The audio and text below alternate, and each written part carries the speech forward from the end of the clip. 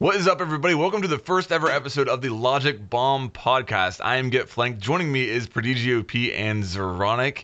And I think I speak for all of us when I say we are really excited to get this thing launched, get it off the ground, and get rolling here. Let's start out here by just kind of explaining what the Logic Bomb podcast is and what our vision is for it. So, guys, tell me, what do you think the Logic Bomb podcast is going to be? A podcast for the entire Siege community, I hope. Whether you're playing on console, PC, you play casual or ranked, you're into competitive in esports, or you're just not, hopefully we've got you covered.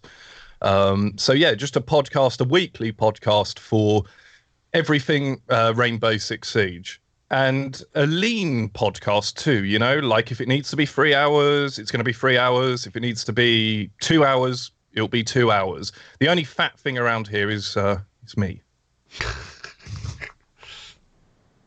Well, I mean, I'm just excited about the fact that we can have genuine conversations without any. We haven't planned any rules for anything. We'll have a few topics we'll try and get over, but we're from very different parts of Siege, and I think we between us encompasses quite a lot of the average community.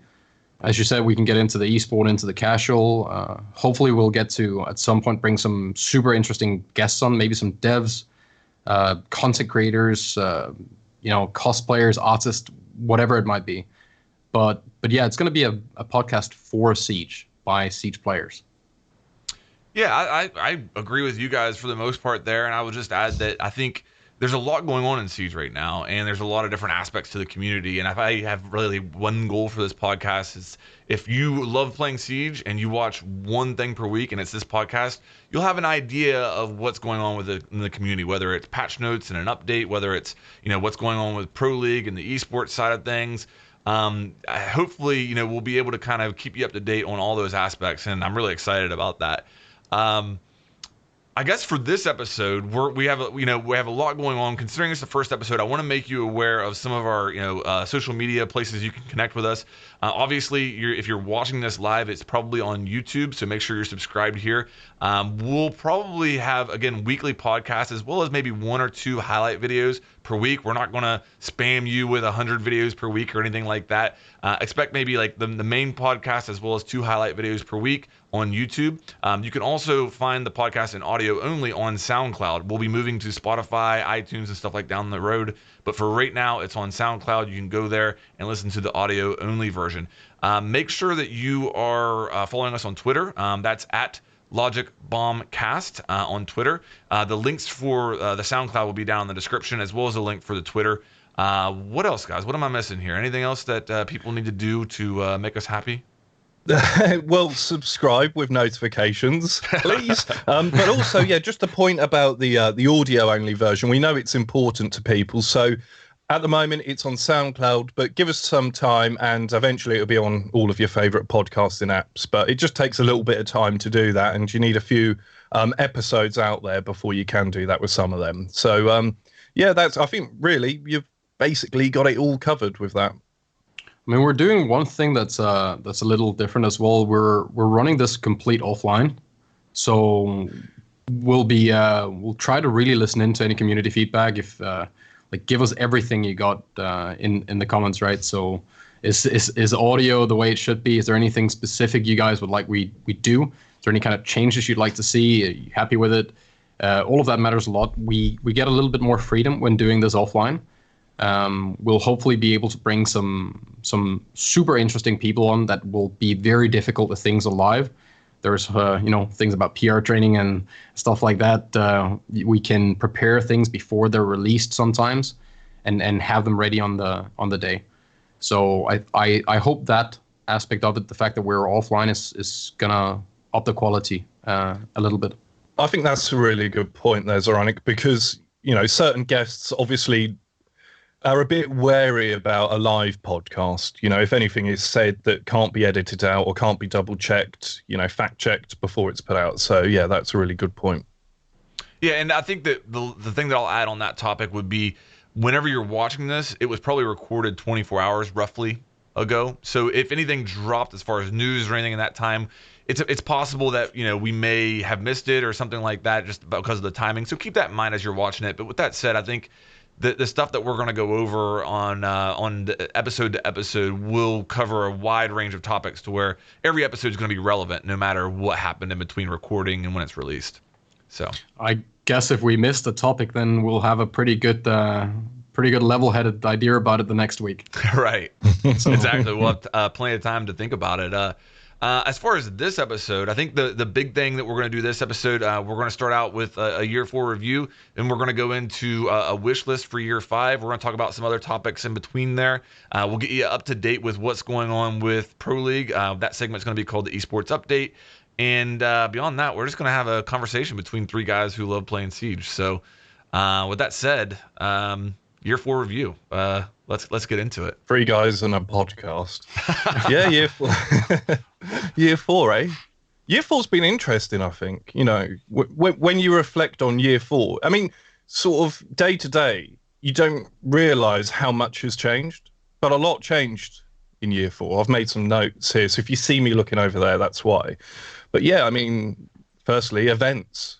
They really came to the fore. Now, we take that for granted. Already, we expect an event every 3 months, but that's something that's in Siege history relatively recent. And I think that's a really positive development, the events. And then the other thing I would probably reflect on a little bit with regards to year 4 is the challenges that Rainbow Six Siege has had, whether that be, DDoSing, some of the exploits and glitches.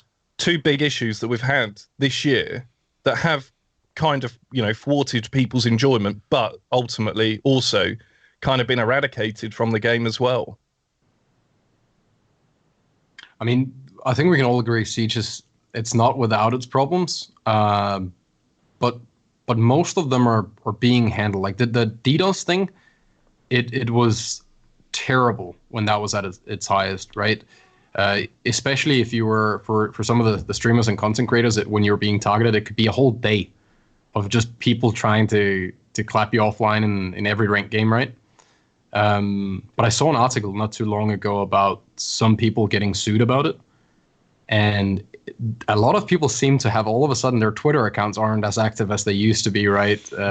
I imagine getting like a cease and desist from Jimmy in the legal office or something is probably not the best thing in the world to show your mom.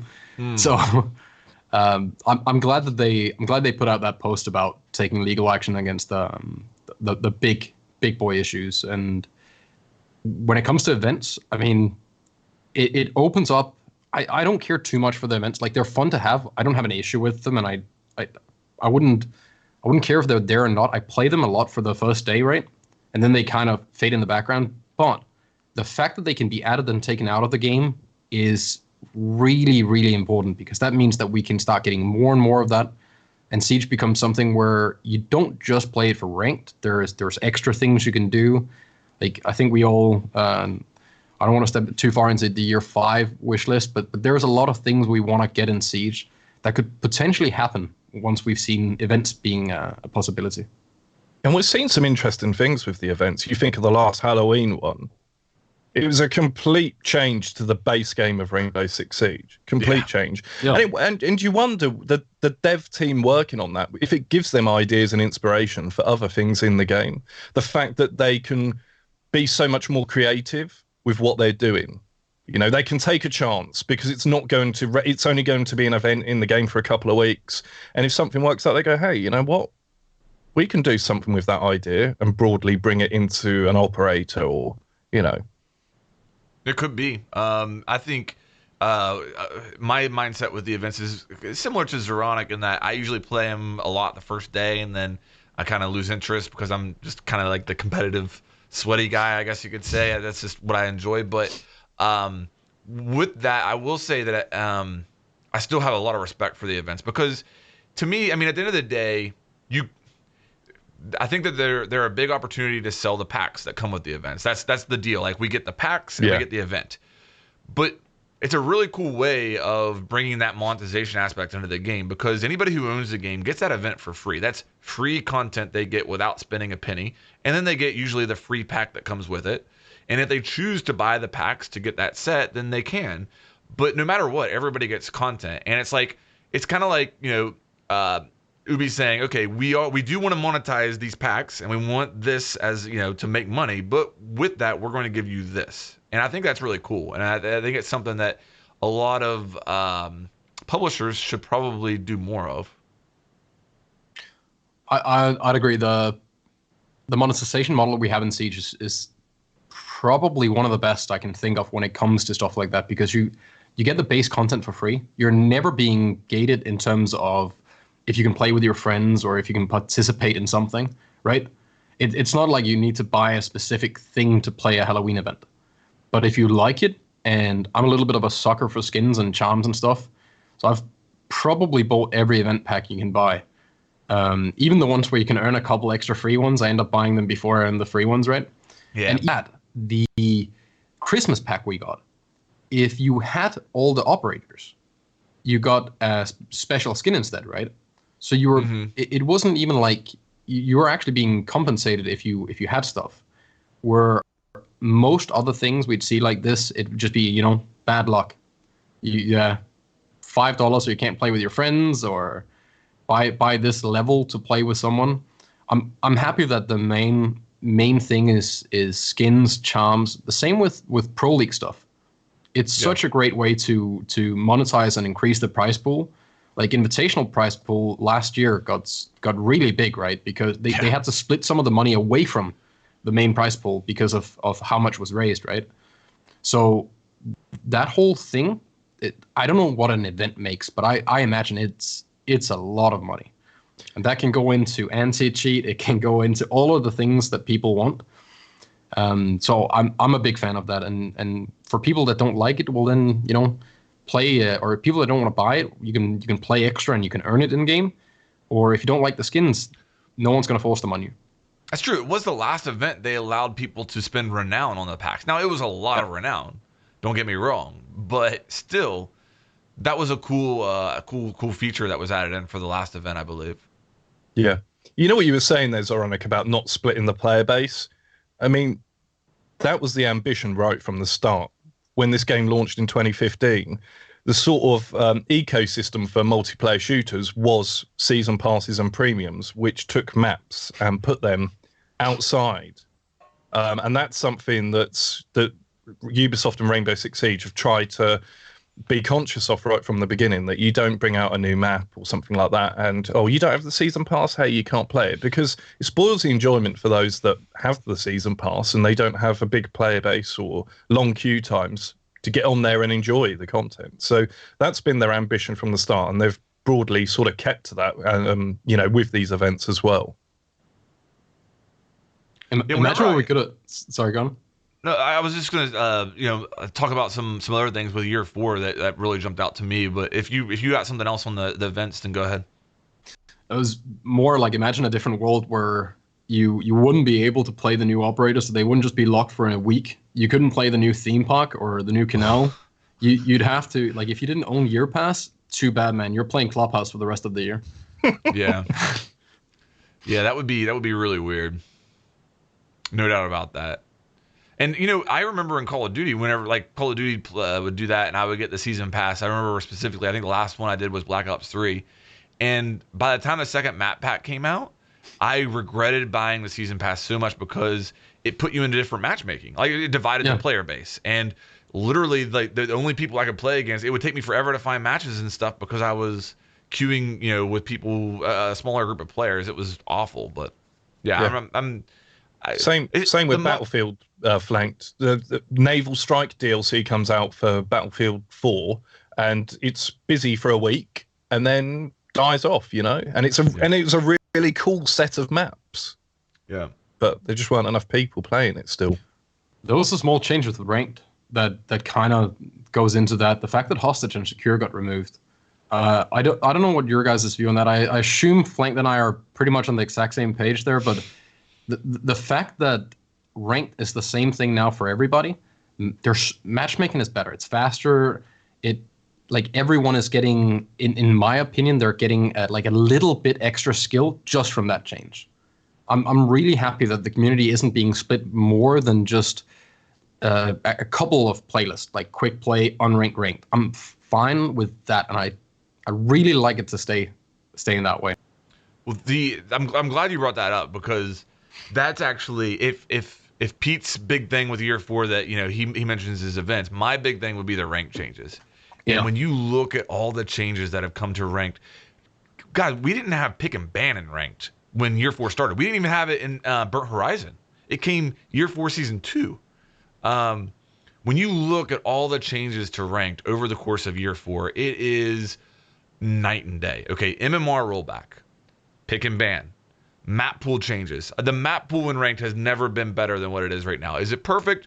I would not say that it's perfect. No, but Skyscraper is not in it. So that's got to count for something. Now that just happened this season, but yeah, I mean, what else am I missing here? There's been so many. You do forget. Yeah, Champion being added. Champion rank being rank. instituted. Yes. And one of the gold ones being removed. MMR lock, so that you no longer have a Plat 1 queuing with a Copper 4, and all of the manipulation to the matchmaking that went along with that. Again, is that perfect? No, but it's 100% better than what it was, in my opinion. I want to fight you on that one. So, okay, MMR lock. I think it hurts the good people more than the bad people, because you can still, as long as you're unranked, you can queue with anyone. So if you're out there and you're gold 1 and you need to show this champion charm to the nice lady in school before she wants to go on a date, right?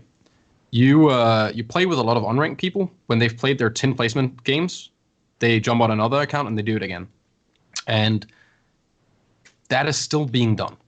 Yes. Not to the same extent, sure. Yeah, definitely not to the same extent. So it has gotten much better. But all the people that want to abuse the system still have ways of doing it.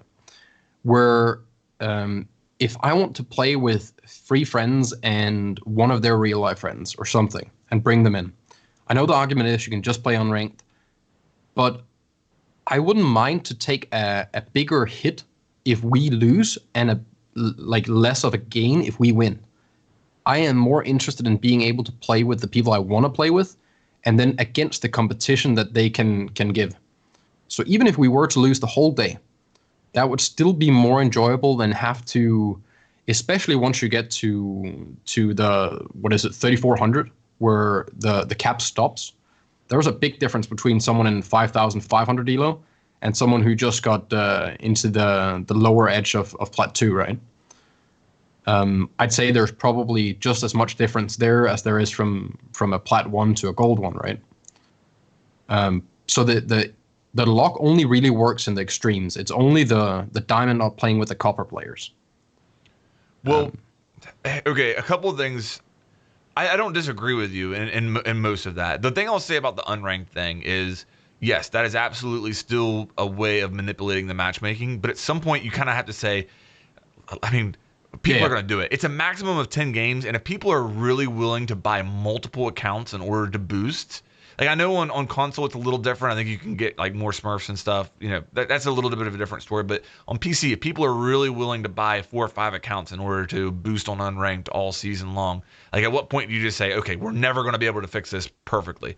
But I think, let me throw something at you here that is a tweak. And let me preface this statement by saying, if they don't do anything, I still think that what they have done with the MMR lock is better than it was before.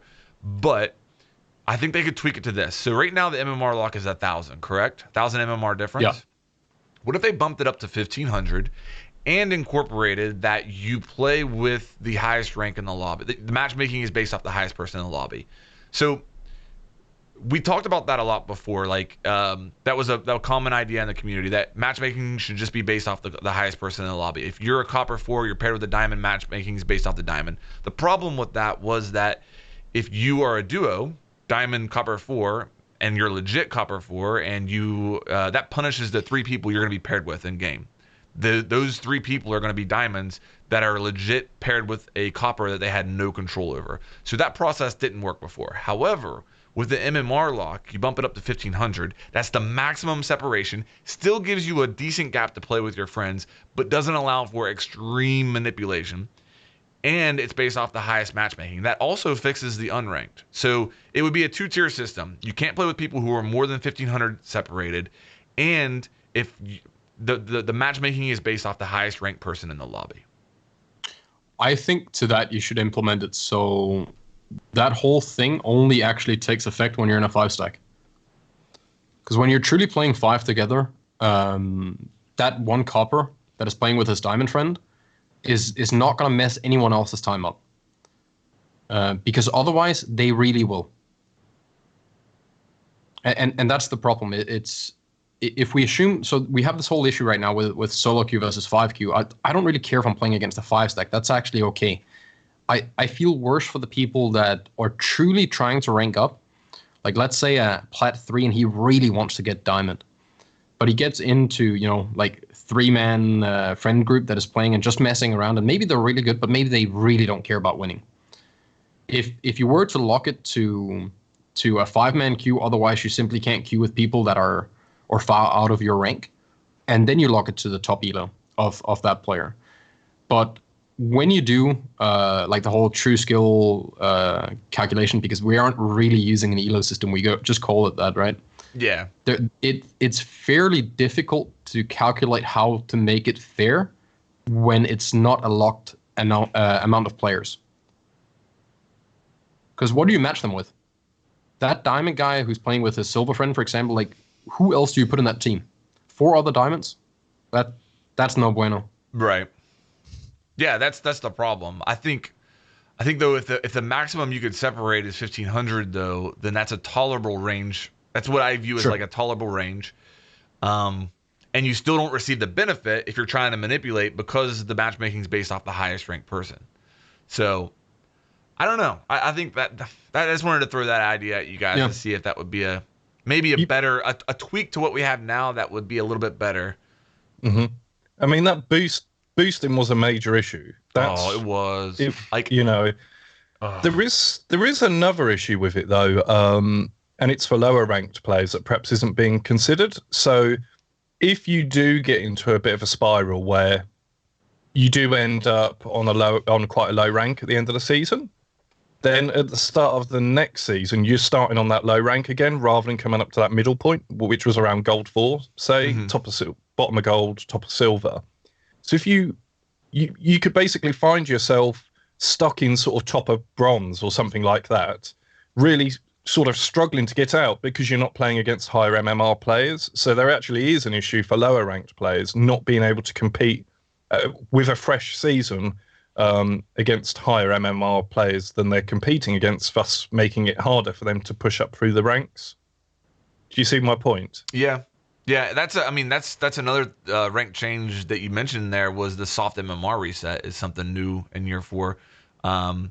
And you combine that with the MMR lock, and that does present a problem. The only thing I'll say to that, I don't know. It's really difficult. It is because I understand, like, if you're used to playing at the platinum level and you all of a sudden find yourself in silver, it is a really different play style down there, and it can take a while to adapt. But I firmly believe that if you honestly, like, I don't know, it sounds conceited or pompous, but if you deserve to be up in plat, you can probably do pretty well when you're playing against a bunch of silvers. Okay, I'll throw it out. I really there. believe that. I'm okay with taking the hit for this. I don't think you're higher ranked than what you can earn by yourself. Not in the system we have now. If we had a 5v5 system where you had to lock down a stack and play with them, then we have a group rank, and you belong in that team just as much as the best player, the top fragger. But right now, when it's each to their own, you can solo queue, you can 5-stack. If you play enough games over a season, you will land where you should be, if you take it serious. If you truly try, you will land wherever you belong. And you can't sit there. We get it every time, right? People are saying, dude, I'd be plat 1 if it wasn't for my teammates. No, you wouldn't. Sometimes you're that teammate, and someone else would have been diamond if it wasn't for you, right? So you're exactly where you can get to by yourself. And I know that's gonna make a lot of people not too happy about it, but at the end of the day, you're really the only person that care about your rank, right? You can't show it to your colleagues at work. Your girlfriend doesn't care about it. Like, no one cares about your rank except for you. How do you Dude, know that's my not girlfriend true. doesn't That's care not true. about it? My wife makes me sleep on the couch if I'm gold for too long. Oh, damn. I don't know.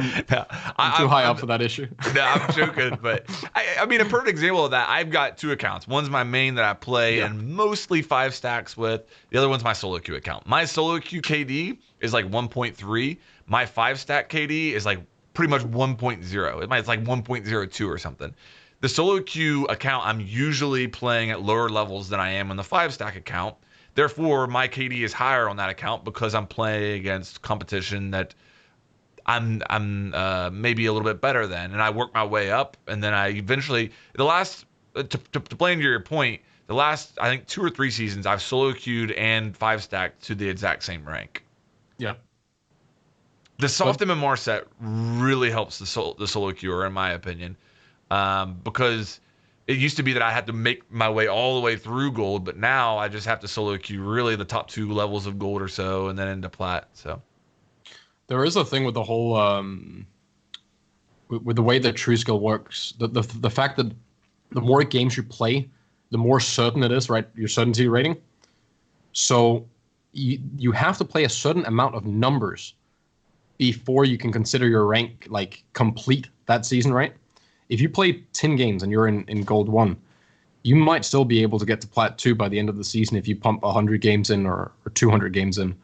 So people got to be fair with that when they try to analyze if they can get further or not. sure. The whole algorithm is only truly done once you've played quite a decent amount that season. You know, one other funny story I have here. I don't know if you guys have encountered this with the MMR lock. So I was playing in a 5 stack the other day, and we lost a match. And because of the way that the true skill works, you know, when you lose a match, one player, depending on how many games they played, may lose 100 points. One player may lose 10 points. So we lose a match, and you know, you're already like, oh man, we lost a ranked match. You know, you're a little bit down. Well, now the MMR separation, it passed the threshold, so we can't play with one of the guys that was in the 5 stack. So it's not only we just lost a rank match. It's like, hey, bro, we can't play with you anymore. So I think we ended up actually going into unranked, which was probably what we needed to do, in all honesty. But see, so that one right there sucks, right? Like I was playing with Bikini, we could queue, we were in line, we played like 4 or 5 games.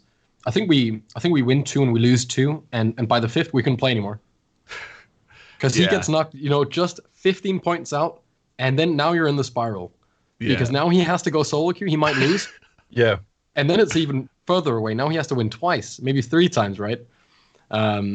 That one hurts a little. At least you can just change the NA servers and have some fun there, or go 1 ranked, I guess. Yeah, that was my big thing for the year 4 review, is just the rank changes. I just think that we're in so much of a better place right now as far as the rank changes. And shout out to the quick match, casual, whatever you want to call it. The rule set in quick match now is much more enjoyable than it used to be. You can, you know, there's so much more freedom there, and it's definitely a big improvement. There's been so many things when you start to think about it. Limb penetration, unranked. Even if you want to go down into detail, the UI. You know, if you loaded up this game 12 months ago and loaded it up now, you go, bloody hell! There's so many different things to where it used to be. But because it's incremental, you do slowly forget. It's like you don't wake up one morning and go, bloody hell, I'm fat. You just eat cheeseburgers every day for a year, and then it's slow. You slowly gain in a pound a week, you know. Pete, I'm sensing a New Year's resolution for you. Like, dude, that's the second time I'm going for sumo size. 4-3 in real life. How would you guys rate operators of year 4? You know, you think back to Mozzie Gridlock. Let's run through them here. Mozzie Gridlock, Nook Warden, year 3, season 3. Who am I missing there? Goyo Amaru. Yes, and then Callie and Wamai. Yeah. So I mean, year 4 operators. You know, if you're looking at that in review, where do you guys sit there? I like the first 2 still. I think that Mozzie and Gridlock are my 2 favorites from this year. I haven't. I'm not saying this for everyone. I'm literally just talking from personal experience. I don't really feel like playing the other ones. Now, that might be because I'm not at a high enough level where it matters, meta and all that. But at the level I play at, Gridlock is really good, but not in an overpowered way. And so is Mozzie. The other ones I've probably, like, if I'm being completely honest, struggled with throughout the year, to actually find a reason to pick them over my mains. But that's me. Warden, I think, is a bit underpowered. Lackluster in it. Pardon? A bit lackluster. Yeah, a bit lackluster. And I think Ubisoft have been quite honest about that. It's because he was response to a meta. He was sort of brainstormed at a time 12 months before he came out, where he would have been very impactful if they could have just magicked him into the game at that moment. But of course, he arrived in the game at such a time when that wasn't such a key thing. But I guess it could be in the future, or that he could be changed. I think I appreciate Warden a lot. I don't think he's a good operator, but I think he's good at keeping the competitive side at bay from the smoke meta that was so boring to watch. So honestly, I think Warden kind of sucks, but like the Glass Ying stuff, that's not going to happen when Warden's there. He still needs a little bit of some buffs, but no one is sitting there thinking, we should really try this, right? Because Warden is pretty good against that, and the same with Goyo.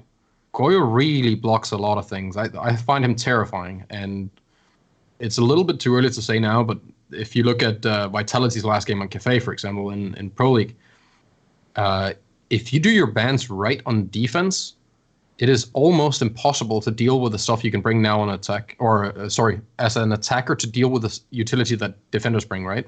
Yeah. You got 3 Goyo shields, 2 Maestro cameras, potentially 3 castle barricades, some extra deployable shields on top of that. It's insane. And if a few nade operators are banned, or you have to burn ADSs first, you're out of utility by the time you actually get to execute, and that changes the way you have to think on attack. I'm all for that. I love forced meta changes where we get to see who's better at innovating and stuff like that. I think from my own point of view, when I just play and mess around, because I'm nowhere near that level, and there's a big difference between watching people that play for a living competitive play, they look at the game a different way, and then watching or playing as we do, right? I think almost all of the new operators are pretty fun. Nook, not really my boat, still an interesting operator. And Warden, I think I probably played him for about 20 minutes. But all the other ones are exciting in my opinion. How would you rank them? If you had to rank, say, the defenders, how would you rank them? Goyo and Mozzie are top tier. Yeah. Top tier. The things you can do with them, like for example, Mozzie you can put a Mozzie on a window, right? So you put a pest on the side of a window. When the player rappels up and throws his drone in, he doesn't get a warning because he never gets to see the icon. Yeah. So it catches it midair. And for admin on Consulate, for example, you put one on each of the 3 windows. It makes it really difficult to clear that stuff out. He has a sidearm shotgun, which automatically puts him extremely high on defense. A good one too. It's not the bailiff. It's a good one. A good one, and 2 good primaries, right? Yeah. Like, do you wanna kill a guy before he sees you and then have to reload all the time, or do you want to have a pretty much a really decent SMG with the coolest reload animation in the game, and that does give a little bit of points as well, right? I think Mozzie has the best kit in the game. I mean, he's got Nitro Cell too. Let's not forget that. I think that Mozzie has the best kit in the game when you look at. I mean, it's either him or Maestro probably. When you look at everything that they have available to him. Yeah, if you break it down in terms of value, especially because if you that's a bit technical, but if you look at Valk's camera only has a value while they're up, or like you throw them and they can get shot, right? The pest is valuable before it activates, just from being there could stop things from moving. If you get a drone, you get a movable Valk cam that is actually extremely difficult to find on attack, because if you just place that looking away from the attackers, like, do you ever really look at a drone on the floor? Or do you just assume it's yours, even if there's a Mozzie? Like, you got to be very, very aware and have extremely good communication if you're going to figure out that that drone in the middle of a hallway isn't yours if it's looking away from you, right? Yeah. And he has the C4, so you can even set it up so you can C4 people defusing with the drone you stole from them, and that has to be the ultimate BM. Yeah, I think the year 4 operators for me have grown. They've grown on me. They weren't all home runs, but I think Mozzie was as soon as I saw Mozzie, I was like, this dude's really useful. Gridlock, that wasn't the case. It took me some time to see Gridlock's usefulness, and I think that she's great. I think that she's a really solid operator. I still think I think that Nook and Warden will have their time in the future. I think whether it's maybe they buff them a little bit and tweak them, and I still think there's potential there for them to have more of an impact in the future. I love Callie's utility. I can't hit a thing with that sniper, but I absolutely love the way that her utility works. It's a really creative way that they came up with a Thatcher alternative. Walmart, I'm in love with him. Like immediate, that was another immediate one. He's so fun to play. You feel engaged the entire round, even if you're not in a gunfight or whatever. You feel engaged because you're like, okay, I just earned another frisbee. Where should I put it? Okay, well they're pushing over here. Let me put it over here. You know what I mean? Like I just feel so engaged the entire round with him, and I think that's one of the best compliments you can give to an operator. And I think that a lot of times like the best things in life are like that. They're not like readily like they don't jump out at you like, hey, I'm amazing. But then over time you kind of acquire a taste for them and you end up liking them more than the things that jump out to you. I would make that comparison, not to brag on you too much here, Zeronic, but I would make that comparison to you. Like being straight up honest, the first time that I watched one of your streams or you on Pro League, I was just it was a little weird for me because like me, I'm like a super like, hey guys, what's up? I'm getting flanked, like loud American dude, and I didn't know how to ring take the you notification bell. Right. I didn't know how to take you because you're a little bit like more quiet and reserved, and I almost say with you, you're like speak soft but carry a big stick. What you say is important, but you're not gonna like scream it in my face. You're not gonna ram it down my throat, which I'm a little bit more on the opposite end of that. So yeah, I mean, I guess if I can compare, like that's I've grown to really appreciate your content though, in the way that you do with your casting and stuff. So yeah, I think that's kind of been the story for year 4 operators for me. I think you hit a really good point with the YMI. I never really thought about that, but I think that's slowly training defenders to actually learn how to use the timer as a gadget. Because sure, we had smoke. The whole idea of if you stay alive until those 40 seconds, you win, right? Like if your setup is any kind of decent and your smoke, well, you keep the site locked down, they can't plant. But it kind of seems to like be forgotten, and people don't appreciate the timer enough across the entire span of ranks in Siege. I don't know if it's because people are getting a little bit bored and just want to run around and get the crazy frags for YouTube or what it is, but stuff like Wamai, he makes you appreciate the time that has the time that has passed in that round, and makes you engaged and think about what you're doing, where you're going to place this new gadget, right? I think that's my big issue with Jaeger. You put those 3 things down, and you've saved the day. That's it. Now go out there and see if you can get half of the team killed before they get to the building. And I'm a big fan of spawn peeking. If you get spawn peeked, that's your fault, man. You have 10 drones between you on attack. If you can't handle that, well, you should have spent a little bit extra getting to the building. But when mine makes you think about, okay, there's 30 seconds left. Where's the most likely place they come? Where do I put this? What kind of gadgets do they have left? And I think it makes people better over time. Like it actually helps the entire player base get better. Let me ask you a question on that spawn peeking comment you just made, because I share that sentiment that I don't have a problem with spawn peeking, like whatever. But I made a comment in one of my videos yesterday, I believe, that I think the spawns on banks should be changed. Do you agree with that, or are you like a complete libertarian when it comes to spawn peeking? Like it's a free market. And here's why I say that the spawns on bank should be changed, because no matter where you spawn on that map, if somebody wants to run out or spawn peek, it's unavoidable for you as an attacker. Meaning, it's not an unavoidable death, but it's an unavoidable confrontation in most situations, I would say. And I don't think that should be the case. So because there's a one-shot headshot mechanic. So yeah, I might have a drone there, and I'm like, hey, Doc's getting ready to round electrical closet. I'm spawning alley. Let's get ready for it. But there's so much cover there, and there's the one-shot headshot mechanic that it's still kind of it doesn't feel clean to me when that happens. Well, as long as you've moved from spawn, the round started, it's on you if you die. But I wish we could stay on drones when the round spawns. I wish I could choose to stay on my drone. And on top of that, that would mean that there needs to be cover in front of every spawn, so you cannot be shot without anyone running far enough out that they will be spotted by the time that they can shoot you, and that they will have a pretty shitty route back to the building, right? Because there needs to be a massive gamble. It's already such, like a run out against a coordinated team is absolute suicide. It is so strategically bad when you could have peeked a broken barricade somewhere, a bullet hole in a wall. The run out's just not ever worth it, right? The problem is when you have people in disproportionate ranks playing against each other, then it becomes the fun thing to do, because maybe you can kill everyone before they make it to the building, and it's more like, when people spawn peek with Tachenka. But if you make it so you can stay on drones and we block off every single spawn, so you have to move as an attacker to be able to die, then I don't see any issue with it. If you manage to jump out, or if you can see people spawn in, then in my book you're a little bit of a, that's not cool. You don't jump up on a railing and Bank is the worst. Bank is, I can imagine. Yeah, the absolute worst map. But I do agree with your point that you need to suck it up and learn the spawn peaks so you can counter them, perhaps even use them yourself if you feel inclined.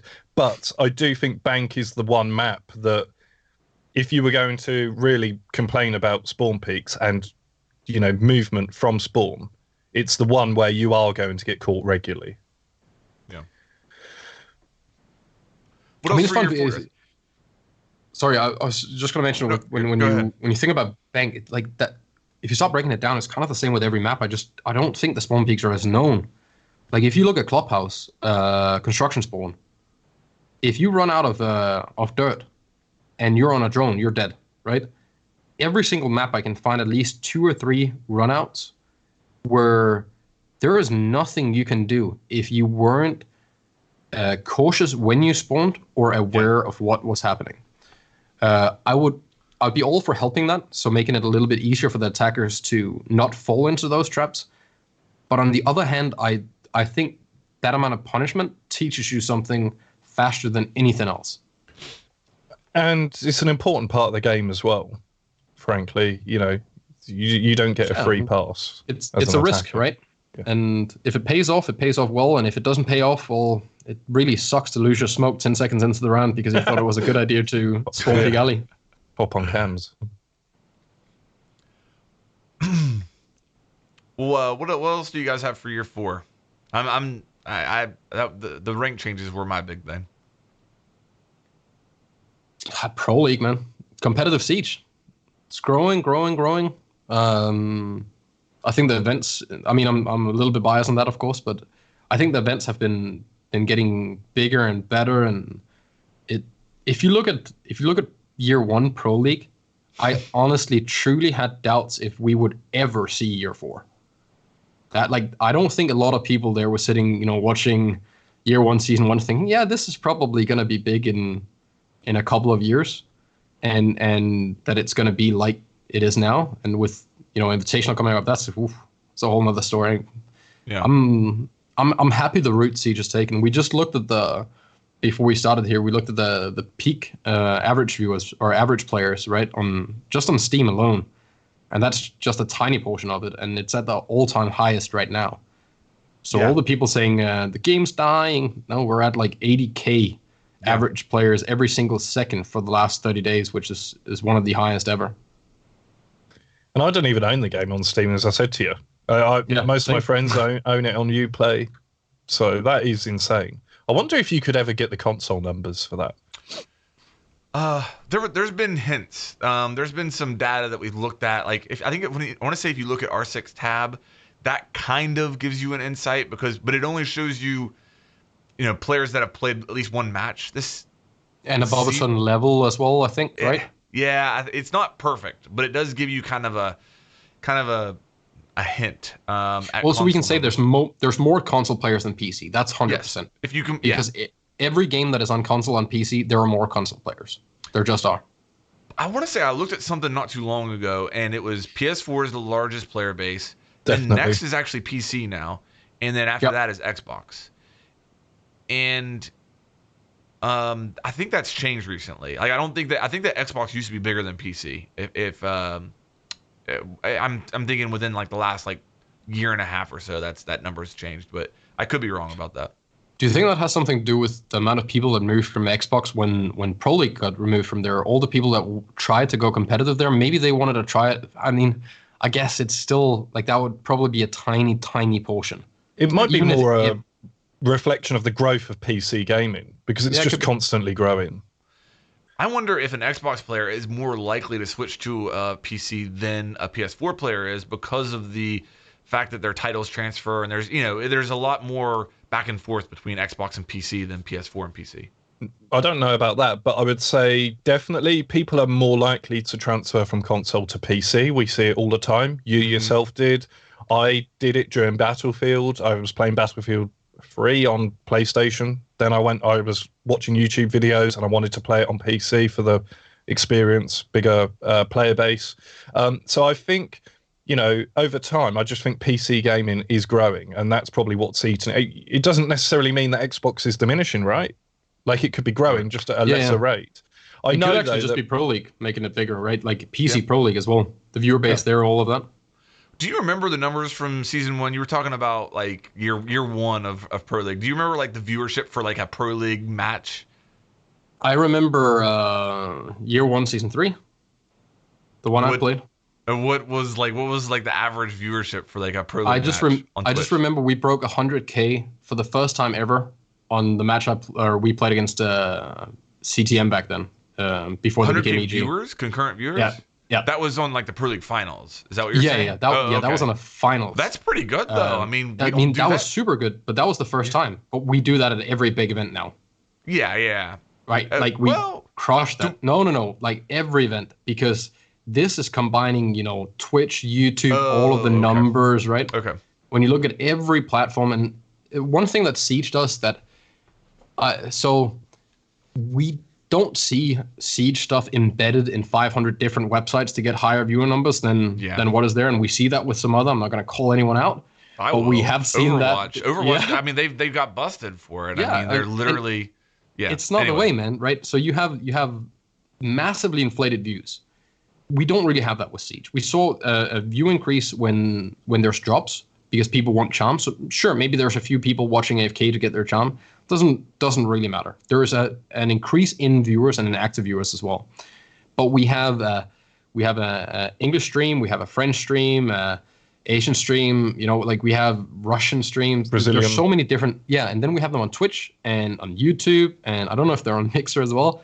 But they're everywhere. There's so many different places you can watch it, right? And that splits up the numbers a bit when you just look at the English main channel. That's only for the really big events. That one blows up completely. But if you're just looking at some of the group stage games or the like quarterfinals in Pro League, depending on what team is playing, because that really means a lot as well, right? If you have a team with content creators on, for example, that has millions of followers or hundreds of thousands of followers, that really helps with the viewer numbers of that match, of course. We saw that, didn't we? Yeah. And working with streamers like Shroud, watching it for charms as well. I mean, it's a legitimate way of increasing the view, introducing people to esports that perhaps wouldn't necessarily have been intrigued enough to watch it. Yeah, on the other hand, it's a nice gift for the ones that do watch it, right? Yeah. What do you think about like for a Pro League match, an average Pro League match? Like last night, I'm watching Pro League. I would like to be able to stream that on my Twitch channel, stream the feed, and then just me talk over it, hang out with my chat. And I'm pretty sure that's not allowed. I would feel like that would do that would expose that to a new audience, though. Why wouldn't they? What's the harm there? As long as I'm showing the ads, as long as I'm not like inserting, you know what I mean, my own ads, and as long as I'm showing everything that they're showing, Yeah, but that's a not? minefield to police that as well, Yeah. isn't it? That everyone's doing it, and then with the broadcast, you've got a certain message coming across from the casters and the talent that work on that. Your message might not be as clear as what they want to communicate, and then they might argue that actually people are watching your one that perhaps would have already just tuned into the main one. Well, I'm a big fan of that idea, but so two really big problems is if I'm the advertiser, if I go in and drop a sum of money on you to advertise this product, and then people can just go and watch it on Pete's end, and maybe he put his own camera over my little logo, I'll be furious. Maybe I can't get the analytics, so I can't go to the people funding it and say, listen, this was actually a good investment. We got this amount of viewers. Because, I mean, you both know, like, CPM from YouTube, right? Like, try to imagine that your video, instead of getting 200,000 views, it got 50. And then it was spread over a lot of other channels, and they all had to come to you and say, we made $2 on this one, so here's $2, wink, wink. That's a pretty big issue, both in terms of money, but also, like, brand risk. What if you have someone restreaming that and doing terrible stuff? And we both know that bigger is just better when it comes to streams. If you're number one, it goes a lot faster, right? Than if it's spread out amongst a bunch of different channels. Yeah, it's so much easier to have a stream with, like, a stream of 50,000 is so much more likely to get to 60,000 viewers than a stream that is like third place with 10,000 is to get to 12,000, right? Because being number one, like, what's the first thing you click on? If you open up a random game on Twitch, the first channel you click on is probably the top one. And even though you might not stay, your count still stays there for 5 minutes, right? And pulls in other people and other people. So that's one of them, at least. And then I guess the issue is that you end up making money on it as well. You know, I thought that was intentional strategy for the longest time. To obviously to get the current player base over there with the charms, to get the streamers like Shroud on board to promote it, to have the Creator Cup or the Creator Tournaments. And the whole idea is, yes, okay, we've got people that play the game watching it, but when it is the top game, it's going to pique interest for people that aren't playing Rainbow Six Siege. They just log into Twitch, oh, my favorite streamer isn't online, what's the top game? Rainbow Six, click on that. And then you might click on the top channel, which is obviously going to be the official channel, and just see what it's all about. I've felt for the longest time that is the intention of all of what they're doing. It worked last Invitational. We were above, was it? I think it was last Invitational we were above COD. Maybe it was one of the majors instead. Yeah, and you know that there was other esports events going on at that time. I think there was an Overwatch event. I think it was Call of Duty, right? And then there was a small event in Dota, I think. Because I remember around the same time or something. On the Invitational last year? Remember, we looked on the mobile. Yeah, I think. It was impressive, nonetheless. Yeah. Yeah. There was a lot of competition. I think it was around Invitational.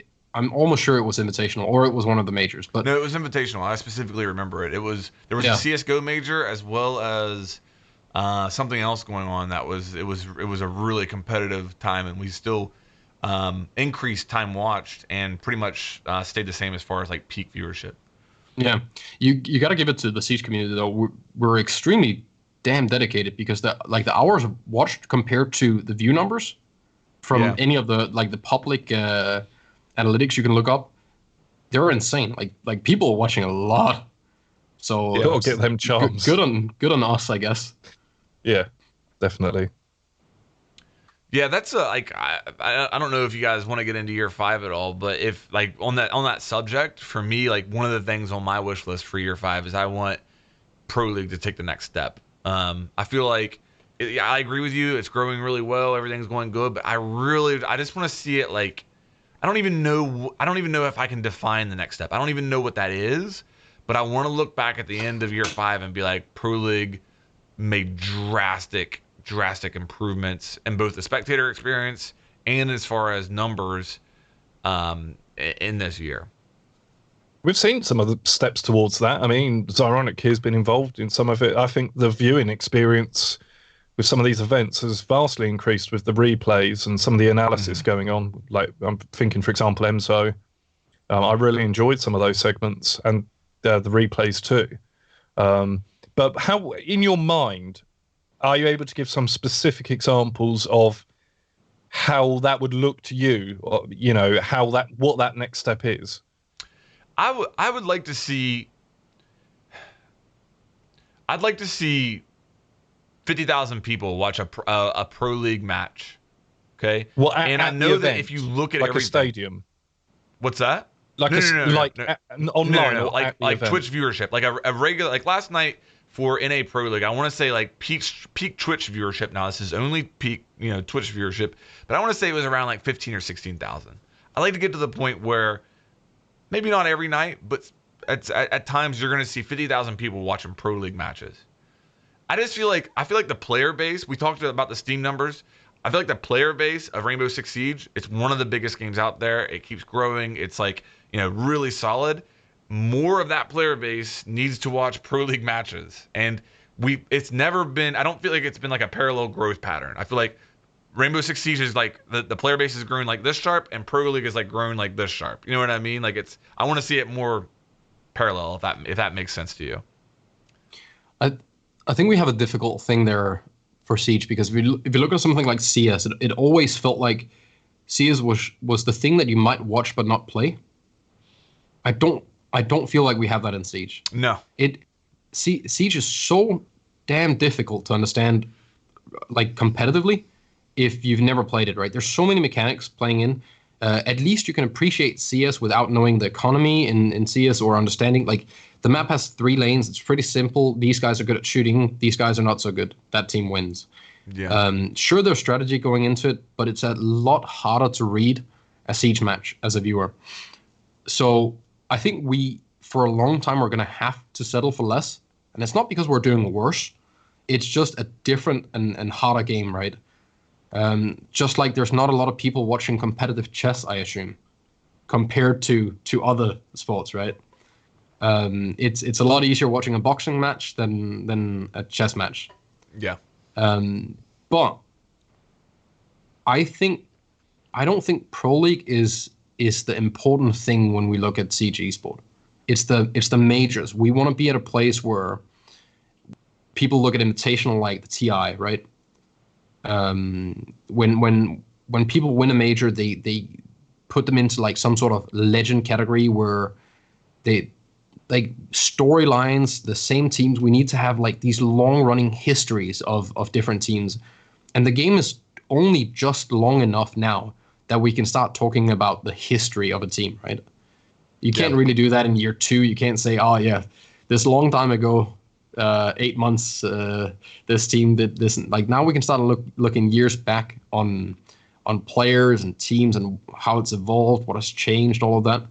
I think that's way more important. We need to build some sort of esport legacy where the teams that won these massive tournaments or looked at a higher rating or differently than like your pro league should be the stuff you watch over dinner and have fun with, and it's great to watch the weekly pro league, but pro league finals super cool, major and invitational, that's the real deal. Like that's what should be the most focus on in my opinion, because they bring in so much more, and it's the stuff you really remember, right? People might have forgotten who won a certain pro league season, but most people that are into esport can remember the invitational champions, right? Yeah. Yeah, no, that's You know, what I would like? A major in the UK. How about that? I think If we're putting out a wish list here, that would be something.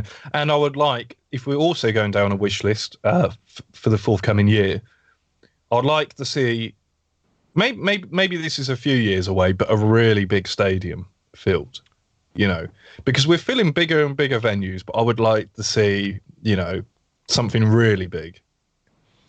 I wish you could have seen Japan, Pete. And I know it's not the scale that you were talking about, but there was like 4,000 people there, something like that. Now it wasn't arena seating, so it almost looks bigger but smaller at the same time to me when people are all laid out flat. But whenever I going from Japan to the U.S. Nationals, I was like, bro, like Bro. this is tiny. Like there were so many people in Japan, it was crazy. Yeah, yeah, I noticed the seating was different. I think the one in the Pro League final in Brazil, they used a former Olympic venue, Hmm. and I think they had quite a big crowd there. At least a raw We did. one of the um, And they were loud. It was yeah, very amazing. raucous. Yeah, The whole stadium was shaking when and it didn't matter. Like it didn't matter who got a frag. Everyone was just cheering all the time. It was insane. Like that is one of the best crowds we've had. That in Japan will always stand out. Invitational, sure, like Invitational is the apex, right? It's the the home World for Cup. Siege. But in terms of crowds and size, Rio and Tokonami was definitely something I don't think anyone that has been there will ever forget. One thing you might disagree with this, to be honest, but one thing I think that harms the competitive scene to the casual observer, not someone that's into it on a day-to-day basis, is the roster changes and the orgs moving Yeah, around. So you talk about rivalries and feuds between teams, but 1 minute we're talking about CTM, then we're talking about EG, and it's all the yeah. same. The history carries over, the competition wins, but it does get confusing to people. The fact that you could have one org move to a completely different roster, but the org then loses the awards that they've won. It stays with that roster. Do you know what I mean? So I Yeah, think it gets confusing to the casual I, observer. I agree. I hope there will be some sort of automatic change at some point. I think the pilot program is going to do a lot for this. I really think that's going to help because I'm not good with math, but the skins are not, you know, they're not super cheap, and there's a lot of people buying those skins. So there's a decent size revenue coming in for that, which makes people want to invest and stay involved in a certain amount of time, right? I assume you probably can't get into the pilot program if you're like, yo, we're gonna buy 5 players, we're gonna be here for a week. There must be some mutual commitment forth and back there, and that helps. On top of that, the as the sport gets older, or as Siege gets older, I think we're going to see just more stability overall. There are going to be some organizations that commit and just decide, you know what, this is one of the games that we're now known for.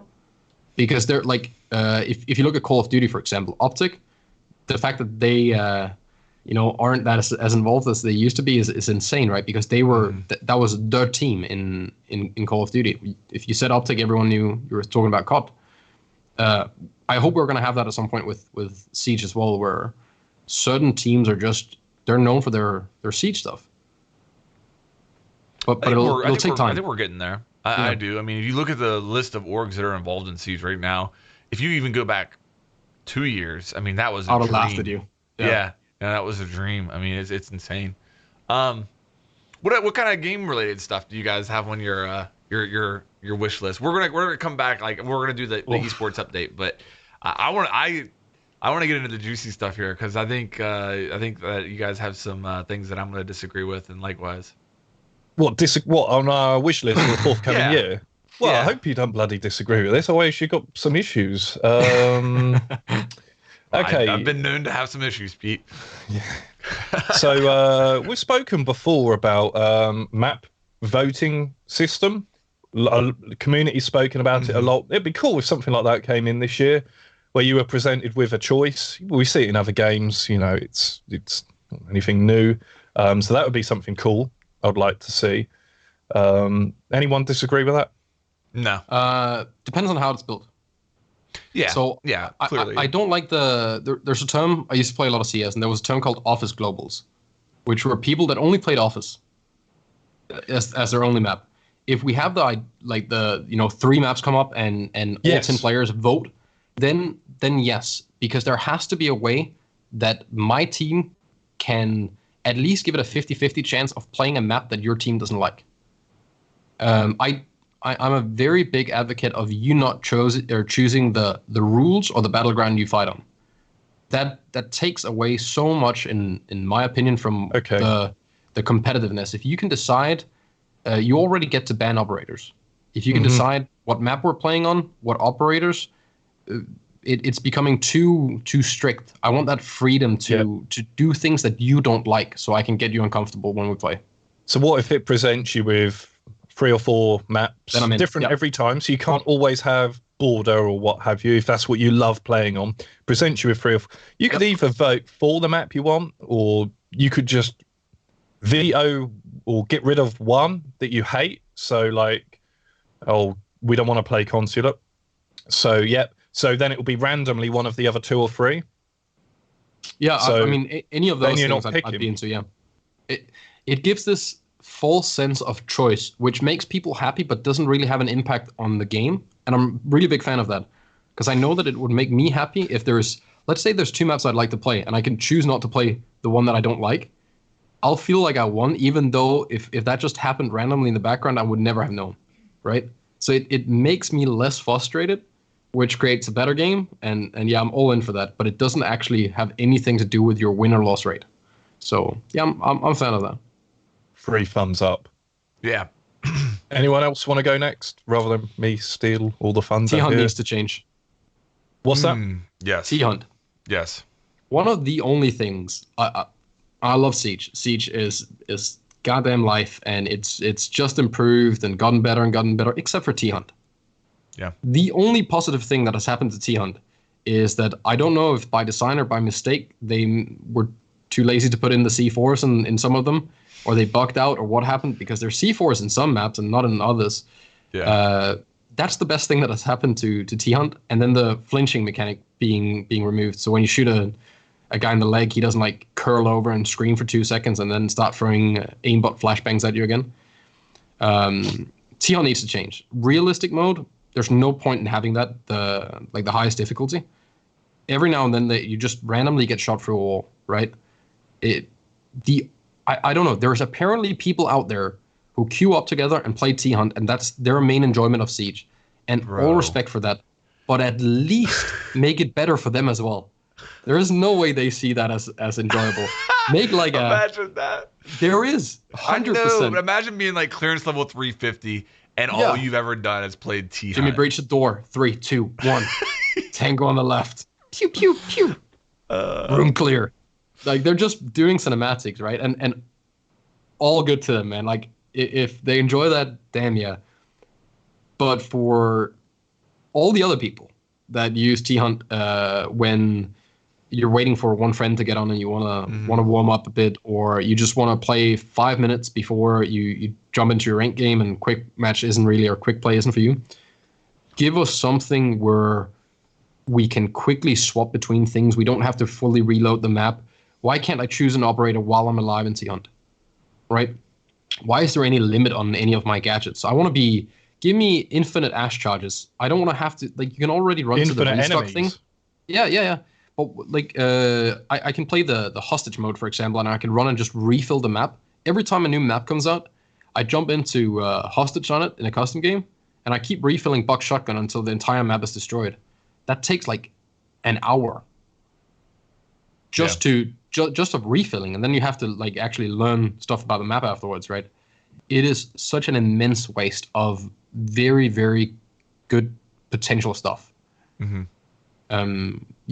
You can definitely change some slider somewhere to give you infinite ammo. And I know we got to be careful what we wish for, because some of these things could be abused by cheaters later on. And I hate those guys that do that and destroy it for the rest of us. But there's got to be some middle way where we can still get nice things, even though there are bad people out there. Yeah, I'm on board with you. It's options, really, isn't it? If it's it's not about saying, look, if you play it as it is now, you're one of those guys that just plays T-Hunt. You can continue to do that. But here's some options for people that are using it as a training and a warm-up routine. Here's some options, infinite enemies. Because it's even that thing when you get to the end of it and you're using it to warm up and you take them all out, and it's like, now I've got to go through the replay, I've got to go back to the screen, I've got to select an operator, and it's like, I know this sounds ridiculous, but it's like a minute of time. It's like a minute of downtime, prattling around with the replay and going back, loading it up. Do you want to replay it? Yes, do, And I mean, So the T-Hunt fanatics out there, I don't know if this quarantine thing that is coming is going to resemble Outbreak to some extent. I assume it will, because Outbreak seemed to be a pretty decent success. But that would probably be more fun for them to play, because that's a co-op thing, maybe. right? And there's a little bit more to do. I can't really wrap my head around playing a T-Hunt and really trying, because or engaging in it, because like they do weird things, man. Like all of a sudden there's a guy just stuck in a hatch, just walking over the hatch, falling down again and again, or they're flashing themselves. It's so clunky. Even for the people that play T-Hunt for the enjoyment of T-Hunt, they deserve something much better. When they're at the barricades and you can hear them, but they don't. They just actually keep trying to pull it down. What are they doing? What are they doing actually? Are they just like running into it and like be like, oh, like I picture like one of them just standing out there running into barricades over and over again, because you can hear them hitting the barricade, but nothing happens, and then eventually they know like how the crowbars. Yeah, it sounds like the crowbar. The first second of that noise. They stop. Like they're not very well trained. Yeah, I agree. I agree with you 100% on that front. Definitely needs to be some improvements there. I mean, the easiest one that I'll throw at you is I want to be able to use defenders in T-Hunt Classic. That's the biggest thing. And that seems like such a minimal requirement. Yes. Like, it's so tiny. Yes. Right. Let me throw a little bit more controversial one out here. I want Legion nerfed. You can do it 1,000 different ways, but in year 5, I want Legion nerfed. The man just does way too much, way too easy, in my opinion. And I've thought of a couple different things recently that I think are kind of interesting. Ideally, the way that I would nerf him, I would remove initial damage, so that when you step on it, if you remove it immediately, it does not do any damage. You still have the green effect. You still can't sprint. You still can't still can't plant until you pull it out, but it doesn't do damage until that like second wave of damage would normally come. The other thing I would do is remove the indicators from the screen so that Legion doesn't know where they are. Why does Legion have that mechanic when Ella doesn't, when Capcan doesn't? Okay, you can still see them. I agree. Every Legion main that's going to get mad at me for saying this is going to say, you can see them, okay? If that's the case, then you can pick them up without the indicator. I mean, 100% Legion should get enough, but there's one thing. There's one issue. Everyone is angry about the attackers that just rush into sight unstopped all the time. That will get worse if you nerf Legion. And I'm with you. Legion is too strong. There needs to be some changes. But I think Legion is he's a good break that people don't really realize, that one of the reasons that there aren't a Twitch and an Ashe main in sight 30 seconds in every single round is because Legion. The thing is with that, Zoronic, with the change that Flanked proposes, it's still going to slow him down. Still going to slow him down. Still going to make a lot of hear noise. it. You're still going to hear it. And they're going to have to do something in order to avoid taking damage eventually. Yes. But the problem is, or my question is that actually a nerf, or is that like when Blackbeard Shield got 150 HP instead of 800? It would be. Here's what I think it would fix. Okay, Legion dies 30 seconds into the round. He has 2 goo mines out. Last 10 seconds of the round, you're in a 1v1. I have 5 health. I run it. I'm trying to get into the objective and kill the last person. I hit that one of those 2 goo mines that Legion put out in the prep phase. I die to a Legion who hasn't had an impact on the round in any other way, and Legion wins the round from the grave. I agree. That situation massively sucks. I really want to see stats on how often it happens. Because I also feel like it happens a lot, but we're really, really bad at judging the amount of times things happen, because we remember all the bad ones, right? It's the same with like spawn peeking. How often do you actually get spawn peek when you think about it? Like, how many rounds do you get to the building? I don't think it's the way you should win the round. I 100% agree. But I don't think it's different than Maestro sapping you when you don't have enough time to run over there. Echo, a C4 below. If Pulse was released today, we would all 3 lose our shit, right? Oh, yeah. Yeah, absolutely. Why do you add an operator with wall hacks? What are you doing? Right? Like, if Thatcher was released, OP, just one click removes everything, right? Yeah. I'm all for changes to Legion, but I think it has to be drastic enough that it truly has an impact on one thing or another, and not just that idea of it sucks to die with 5 health to a Legion Mine. Well, What let me about the throw. intel? What about the intel idea then? Oh, you mean the how they display on your screen? Mhm. Is that what you're saying, Pete? Okay. Because then you can't see it from a distance. You need to be close to here. And if you hear it, you need to know. You need to rely on your sense of sound in order to know where it came from exactly. Like, it wouldn't be a given that you know exactly where they hit it. Let me throw one more at you, and maybe this is by itself, maybe this is in combination of the things I mentioned. When Legion dies, his goo mines lose their invisibility cloak. And I think the same thing should be done to Echo. I'll throw that one out there to you as well. When Echo dies, his Echo drones lose their invisibility.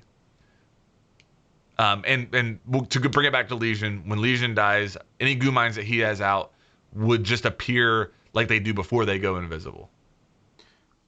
I think that would. I wouldn't be against that. I think that would be much bigger enough to echo than anything else, because goo mines have a 1 meter radius, right? So you can put them at the side of a door. Mm-hmm. We all throw them in the middle of a door for some weird reason, but you can just throw them on the side of the door frame like a Capcan trap, and you would never see them. You would always step in them. We all put them on base of stairs and on the steps. If you put them by like the handguard of the stairs, they're almost impossible to spot, even if they were visible. I think something simpler, like he has a really good utility. Give him a little bit worse gun. Ella's nerf, like her Grismont mines, sure, they were strong back then. What was the only thing that truly needed to change? Her gun, right? Like, she's nowhere near as strong as he used to be. Maybe his impact nades. Mm-hmm. Like, I play a lot of Legion, and I would play a lot less if he didn't have impact nades. Yep. Because the reason I play him now is because I know I can cover 2 stairs in the start of the round, make sure that no one rushes sight. I can impact trick things. I can make a rotate hole. I can stack on the default plan. So if I leave and I'm playing solo queue, I can come back and deal with like plants. And it's way too strong. But I mean, Jaeger puts down his 3 ADSs, and that can win a round by itself. But no one ever thinks about it because that happens early. Yeah, that one nade kill you could have gotten. It doesn't kill me. You know what I mean? I don't die to an ADS. I don't jump in a window at 5 health and die to an ADS. So it may have a bigger impact on the round, but it doesn't. I don't walk away feeling like I got that's the whole robbed by it. frustration versus reality. No, right? absolutely. Let me ask you this question: what is stronger, a single goo mine or a single Ella Grismont mine? Can I set it up in different situations, or? Well, I mean, so from sure, a competitive aspect, I would always say a Grismont, because you have to deal with it. You are forced to at some point be out of the fight for a few seconds, no matter what. With a Grismont or with a goo? Because couldn't you make the same? Sorry, the goo mine. No, okay. The goo mine. Against shields, for example, if you're a Monty in a 1v1 and you get gooed, you lose. Yes. If you're against an equal skill player, you lose. If you have 10 seconds left and you got a plant, you lose. Right? You can't die to a Grismont. There's many things, but a Grismont can stop you from planting way easier than a goo if you have it in hand. We've only seen that used very, very little. I think there was some LATAM teams actually in competitive that did it on bank. They would throw Grismont mines all the way from garage to default plant and bank, because it slows you down enough that you get C4 because you can't turn around when you run. Right? So I think a lot of utility isn't used to its full potential. Messing with people's ADS is worse than messing with their movement, in my opinion. But you can't kill anyone with a Grismont mine. You have to do it. So when you say it like that, doesn't it seem insane that he has 7 of them? And Ella has 3. Now Ella can put them in the front face. 6, whatever, 8, whatever. No, but so he gets them, right. It's he gets them over time. Right. That has to have value. Right. Because if he only had, let's say he just had 4, then I think Ella mines are stronger, because you can get all of those down in the start. Well, that's what I'm at. I think one. Okay, if I'm on cafe and I'm defending and I want to have a device on white stairs, I would rather have a goo mine there than an Ella Grismont mine. I agree. I think one Goo mine is stronger than one Grismont mine. Yep. And Legion has the potential of having 7 of those, and Ella has 3. Now, Ella can get them all out in the prep phase, but Ella, I would make the argument Legion has a better gun. I would make the argument that Legion has impacts. Like, you just look at all this and you're like, okay, Ella's a 3-speed. Congratulations. But it just screams we need to do something about Legion to me. He's also being picked in about 70% of the rounds. That was the last win delta that was released. So that's my year 5 wish list. Not all of it. What nerfing Legion? Just that one thing. That's the big thing. That's the big thing. I think his impact needs is. I think that's the big thing.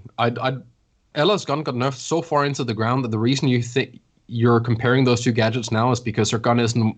It's not even a shadow of what it used to be. Right. Her shotgun used to be absolutely insane. The tiny nerf it got now actually matters more than people think, but her shotgun is still pretty good. She has a really good pistol, so you can play the shotgun and pistol combined. But if Ella had impacts and Legion didn't, and Ella's gun was a little bit better, I think you'd see a change there. And a big thing that I think we're forgetting when we talk about operators is we kind of forget the value that it cost to bring that operator versus others. Like, what else could you bring, right? So if you want to go full, annoying operators, you end up with a pretty weird lineup that isn't that strong. So you kind of have to like pick one of the annoying ones to play against. The whole idea of playing Lion, Dokkaebi, Jackal, Blitz on attack, sure, it might be really annoying to play against, but you're really not going to win that much if you're playing against people of equal skill, right? I think maybe there should just be more counters or more ways of dealing with that. Let's just say you couldn't die to Gumine. That could be it. You just can't die. It will always leave you at 5, no matter what. You can never go past that. Done. There has to be a player interaction to kill you, or it has to be a static visible trap, so a frost trap or a Capcan trap, something that was easier to see on a drone. They're still pretty damn hard to, like, I think a frost trap is still immensely strong, and people go, well, you can see them, sure, but you can't afford to look down when you jump in the window. Yeah. Not only if there's that, gun in that window, like, you're going to make sound coming in that window now, more sound than you normally would. There's a lot of, I agree with you there. I think that. And you can fight the guy who's holding the angle, and then you get downed. Or you can shoot the frost trap and hope you can flick to him. But again, we have to always assume that it's 2 equally skilled players, because otherwise the whole balance argument becomes really difficult, right? If you're playing against a guy that can't aim and you can shoot the trap and then shoot him, then it's never going to be any of the utilities' fault you die, because you're that much better than the people you're against. But it's difficult because there's some of these things that don't make sense. Why is Rook so good? Like, if we look at it, right? So all the top defenders, I know you guys spent a little bit of time in Barcelona, and you probably know more about this, but I'm just going to speculate. Rook and all the 5 top operators have some impact either in terms of protecting the team post-death or doing damage post-death. So if you don't pull your weight, there is a 10, 20, 30% chance that you might have some impact on another player on the other team, right? You have Capcan, Traps, Frost. What is it? It's Legion, Frost, Capcan, Rook, and someone else. In the top 5? Is that what you're saying? Yeah. And Rook is above Duck, which I honestly think is both because of the double downtime, and because when Duck is taken, all the people that are truly good with Duck but want to play the MP5 go, you know what? I'll just play Rook. Yeah. Like that has to have something to do with it as well, because that's only measured in plat and above, right? Plat 1 and above, I think. Well, it's plat and diamond. I think it's all ranks of plat, isn't it? It might be. It doesn't matter, but it's still the higher end of the rankings, right? You know, a stat that I would like to see that plays into your point, and I don't think that they track this, but maybe they do. I'd love to see it. Is average time alive in a round by operator. So to see how long is a Doc usually alive in a round versus how long is a Rook usually alive in a round. Yeah, it's going to be about 11 seconds. Yeah. I think that that would tell a pretty interesting story right there. But no, I agree with you. Like it's yeah, it is. And I think that we're seeing them learn over time. If you look at the developers, you look at operator design. Like look at Jaeger and look at Walmai. Jaeger, set it and forget it gadget, can get them all out in the prep phase.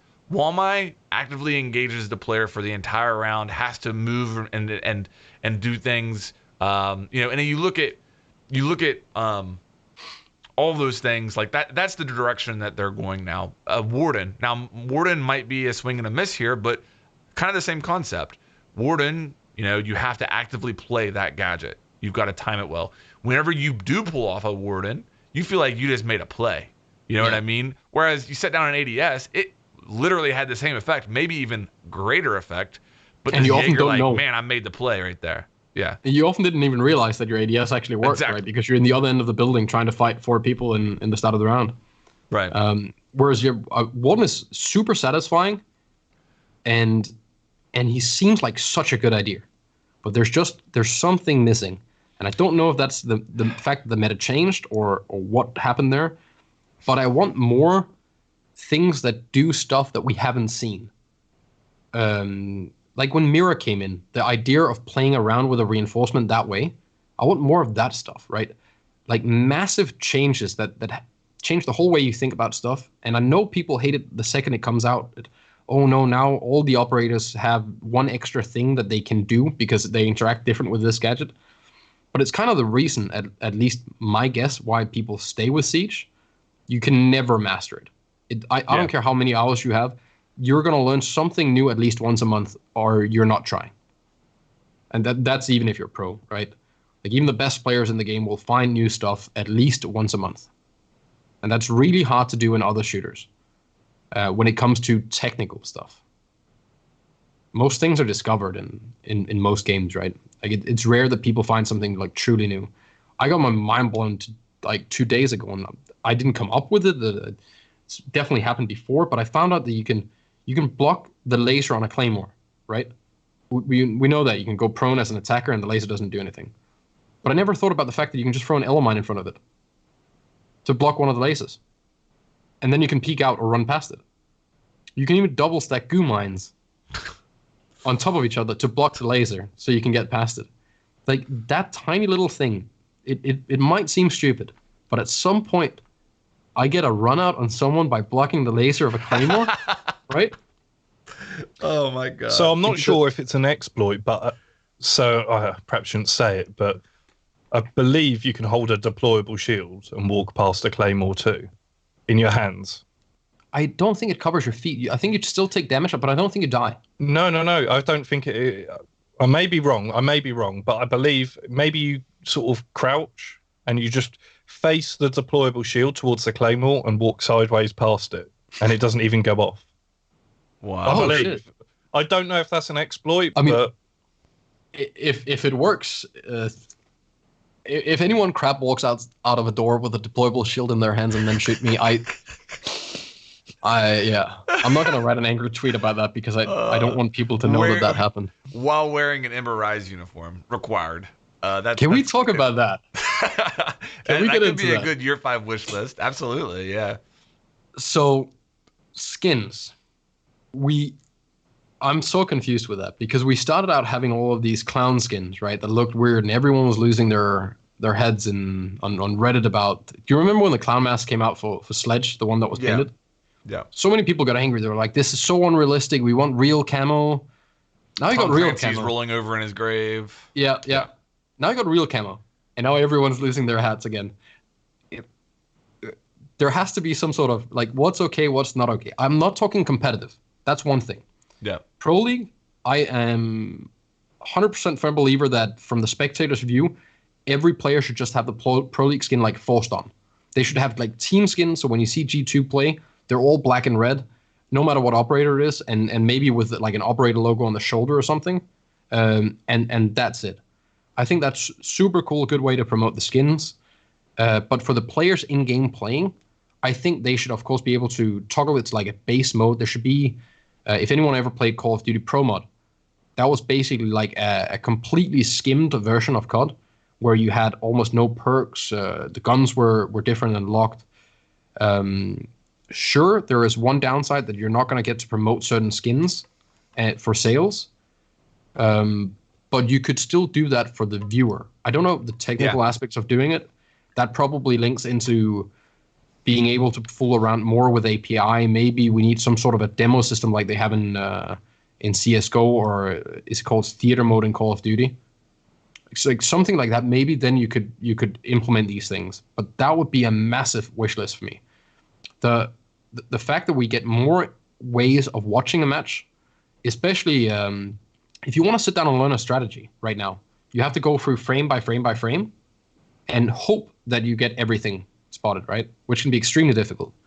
What if I could pause a game and move around in 3D space and see what everything was done? Yeah. See the angle every player was holding? How much could you learn from like content creators? We can make crazy videos showing, all the cool things that happen in a game, break that down. Other pro teams could learn more about the matchups that happened and create even better strategies against it, so it would boost the competition and it would just make everything better. And then a little toggle for all competitive settings where I think if you play quick play, if you play unranked, I don't care if everyone has Ember Eyes. That's fine by me. But if you're playing in a match for more than just elo, then it should never be more than player skill that dictates that, no matter what. Yeah. I feel like it's more than just I feel like it's more than just the camo. I feel like it's almost like a texture issue. You ever noticed on Villa that Cade is really tough to see sometimes? And so I've never had that issue. I have. I've had situations where Cade is peeking study door out to ruins, and you literally can't see him against the background. And it's not like a color issue as much as it's like a texture issue. It's like there's some type of texture filter or something going on that just makes it really blend together. Because I don't know, maybe it is just the camo pattern. But if you put shading up a little bit and you put LOD up a little bit, everyone gets this like slimy texture, right? So like every player looks a little bit different than the background. One of the issues that a lot of comp players has is that I run the low settings as well, but all comp players and people that want to pretend like they are play it at super low settings to get as much detail as possible, right? And that kind of mushes a lot of things together. Then you have people playing with black equalizer on their BenQ monitors, for example. So everything gets a little bit brighter. They have the brightness turned up. All of that makes it a little bit harder to see. But I mean, you're not wrong. When there's an Ember Eye sitting on the stairs in Villa, it's difficult to spot. It really is. But it's really damn difficult to spot a base cav prone in debris in a dark corner on any map, anyway. Yeah. And holy damn, do I hear a lot of people go, oh, he has Ember Eye skin when they died, even though they were fighting him in an open hallway. Yeah. Right?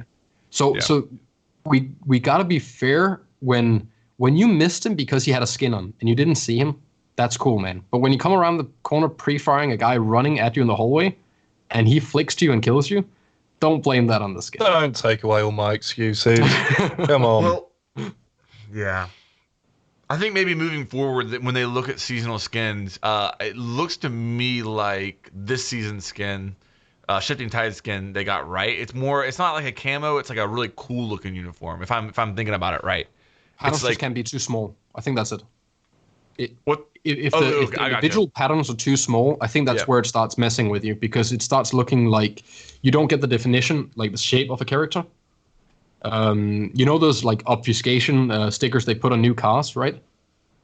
Yeah. Before it breaks you can up show the them patterns off. and exactly. Stuff, yeah. I think that's what's happening with stuff like Ember Rise. Because it's not just difficult to tell that there's an operator there, it's difficult to tell what operator. And if you have them on the base skins, it's super easy to see what operator it is, right? Even if you only saw a silhouette of them. But with Ember Rise, that becomes difficult because you can't see what is a pouch, what is a leg, where is the arm. I think that's the real issue. It's the size of that.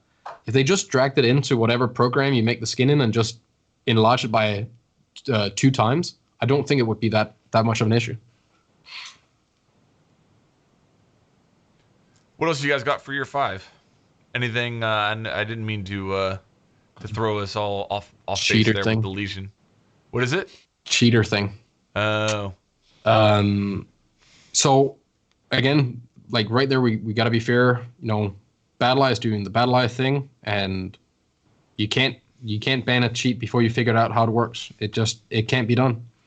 And there's a big issue with like I've met a cheater a couple of days now where you're sitting there and you think, damn, why isn't he banned yet? It's obvious he's cheating. But then again, what if that guy has 10 accounts? What if he yeah. gets banned on that one? Now he knows. Now the 9 other accounts are maybe going to be on a changed or different version of that cheat or whatever, maybe be difficult to capture. If you don't figure out what it is, then all of the people running that same cheat are going to keep doing it. So I credit where credit is due with that, and I understand why we can't be told why it's taking time and all of that, because that would also help the cheaters, I guess, if they knew like the ins and outs of what was happening. And I don't know what it is I'm hoping for. I just it might be more of a community change than it's something that can be. I don't know if it can be done with money.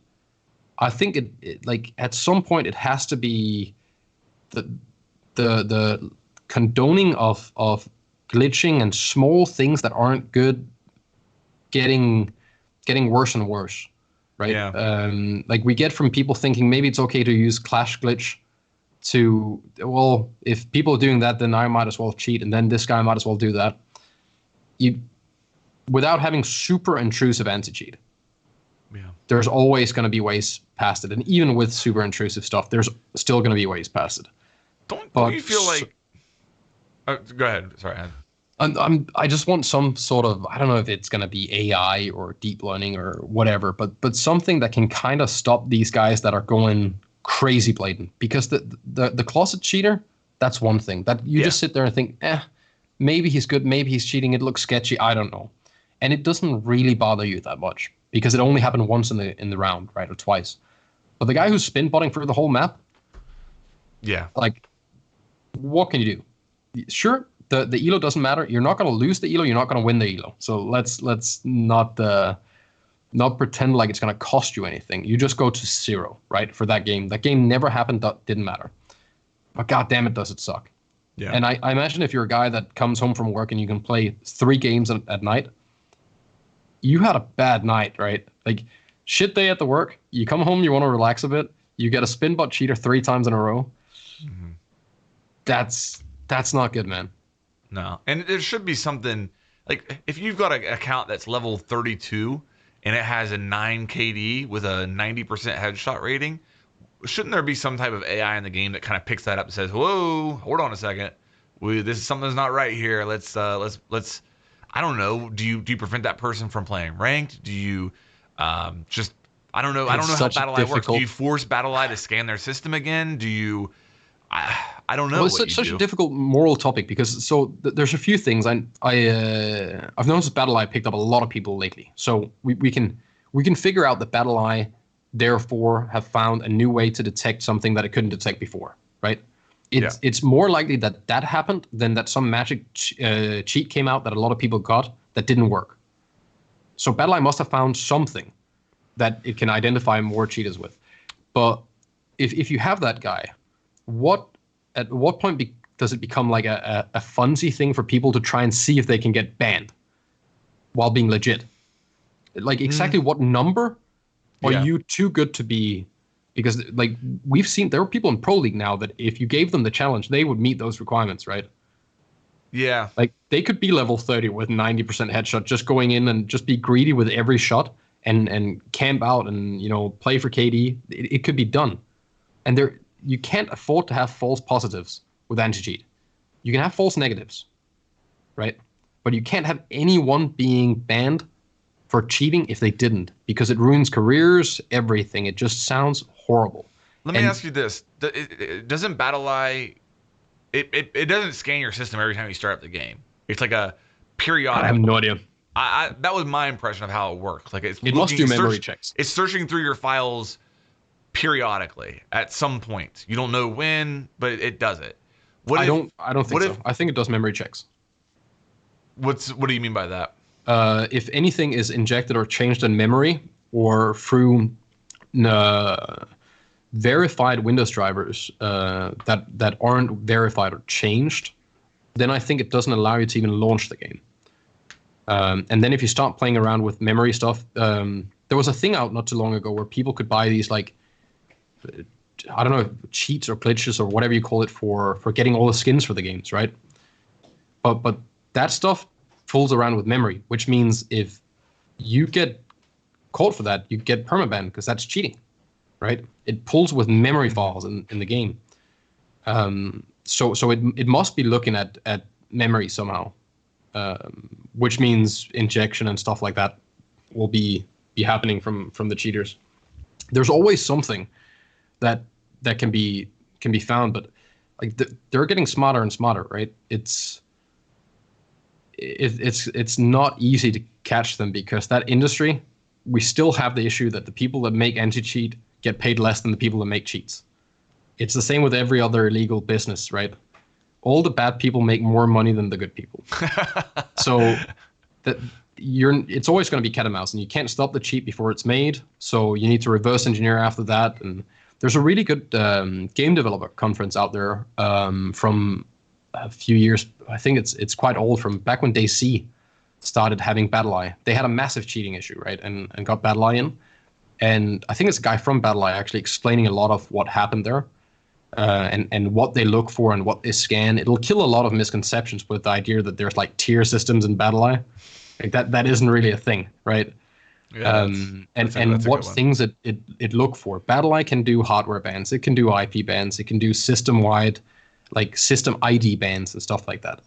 So there's plenty of things that it can do, and I don't need to know how it works. I don't even care. I just hope that we will see some sort of magic that will lower the amount of cheaters. But I'm very lenient with it because I get that it's difficult to do. And it's probably worse for the people trying to say that they're doing something about it than it is for us seeing it, because that does not look good. Having a guy spin butting around if you're trying to promote a game is... Let me ask you this. We're looking at, this fall next gen consoles. Let's say, and Siege has already said we're gonna release this version of the game onto the next generation consoles, not a new game. So let's say the PlayStation 5 comes out and you can play Siege at 140 frames per second. You can play with mouse and keyboard native against other people using mouse and keyboard natively on the PS5 or whatever. You can, you have everything that's good about PC you can do on the PS5 playing Siege. And they make it to where people aren't cheating on the PS5 at the rate that they currently are on PS4. Meaning that, I'm not going to say that nobody has ever hacked a PS4, but hackers on PS4 and Siege are very, very, very, very rare. There's people who use mouse and keyboard. There's people who do macros and stuff like that. But actually people who have wall hacks and cheats, what we as on PC players call hacks, doesn't really exist on PS4. So would you consider playing on PS5 if that was a reality? If you promise me the same amount of latency, frame rate, everything, I'll switch tomorrow. The system I play on has no value in itself. I don't care about that. I care about the game. I can run a PC next to me with Discord on. I can have my OBS open there, right? I can plug in a capture card, whatever. I don't care if I had to play it from a Switch, and it ran the same quality. I'd do that. But I don't believe for a second that next gen consoles are going to be even remotely close to that. People struggle with pushing 240 FPS in Siege right now. And I don't think that's because it's poorly optimized or any of that. It's just difficult to get that amount of frames out of modern games, right? Like a Source game, try and find one game with the same amount of destruction, for example, and then replicate that at 240 FPS, right? So I'm not expecting that to come out of a console. Maybe it will, and if it does, and I can play the same audio setup, the same mouse and keyboard, then damn yeah. Like if you can remove cheaters, I don't care. I'd do anything. Yeah. Yeah, I'm in the same boat. And I play at 240 now. My PC actually gets between 240 and 220 and 240 frames if I'm not streaming. Yep. And I would play on PS5 in a heartbeat if they would give me 140 frames and no cheaters. And above 60 FOV, please. Oh yes, absolutely. I'm thinking, what if we save year 5 map reworks for next week? We can We'll do talk that. about that. We'll put that on the agenda for next week. Anything else that you guys want to throw out for the year 5 wish list? Just that trailer that came out earlier today. Oh yeah, We haven't Yeah. spoken about that. Good Yeah. shot. We can speak about that, but also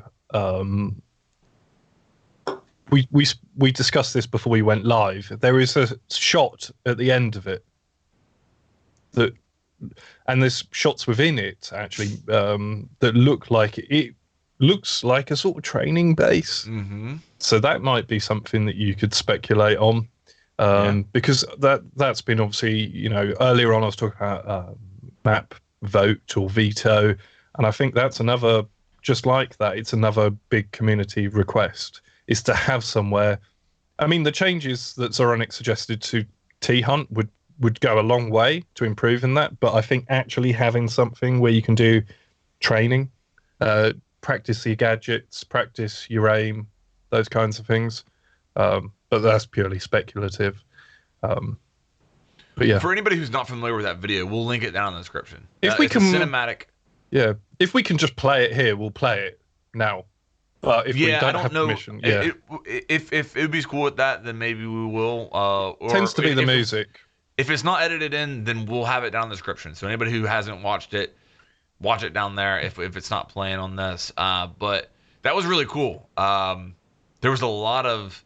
I still don't really know what it is. Yeah, I don't fully get it. I don't fully It get looks like it. maybe a special event trailer, I'm guessing. Some type of special event. That's what I assumed. Yeah, And it's going to take place in that stadium map of some sort.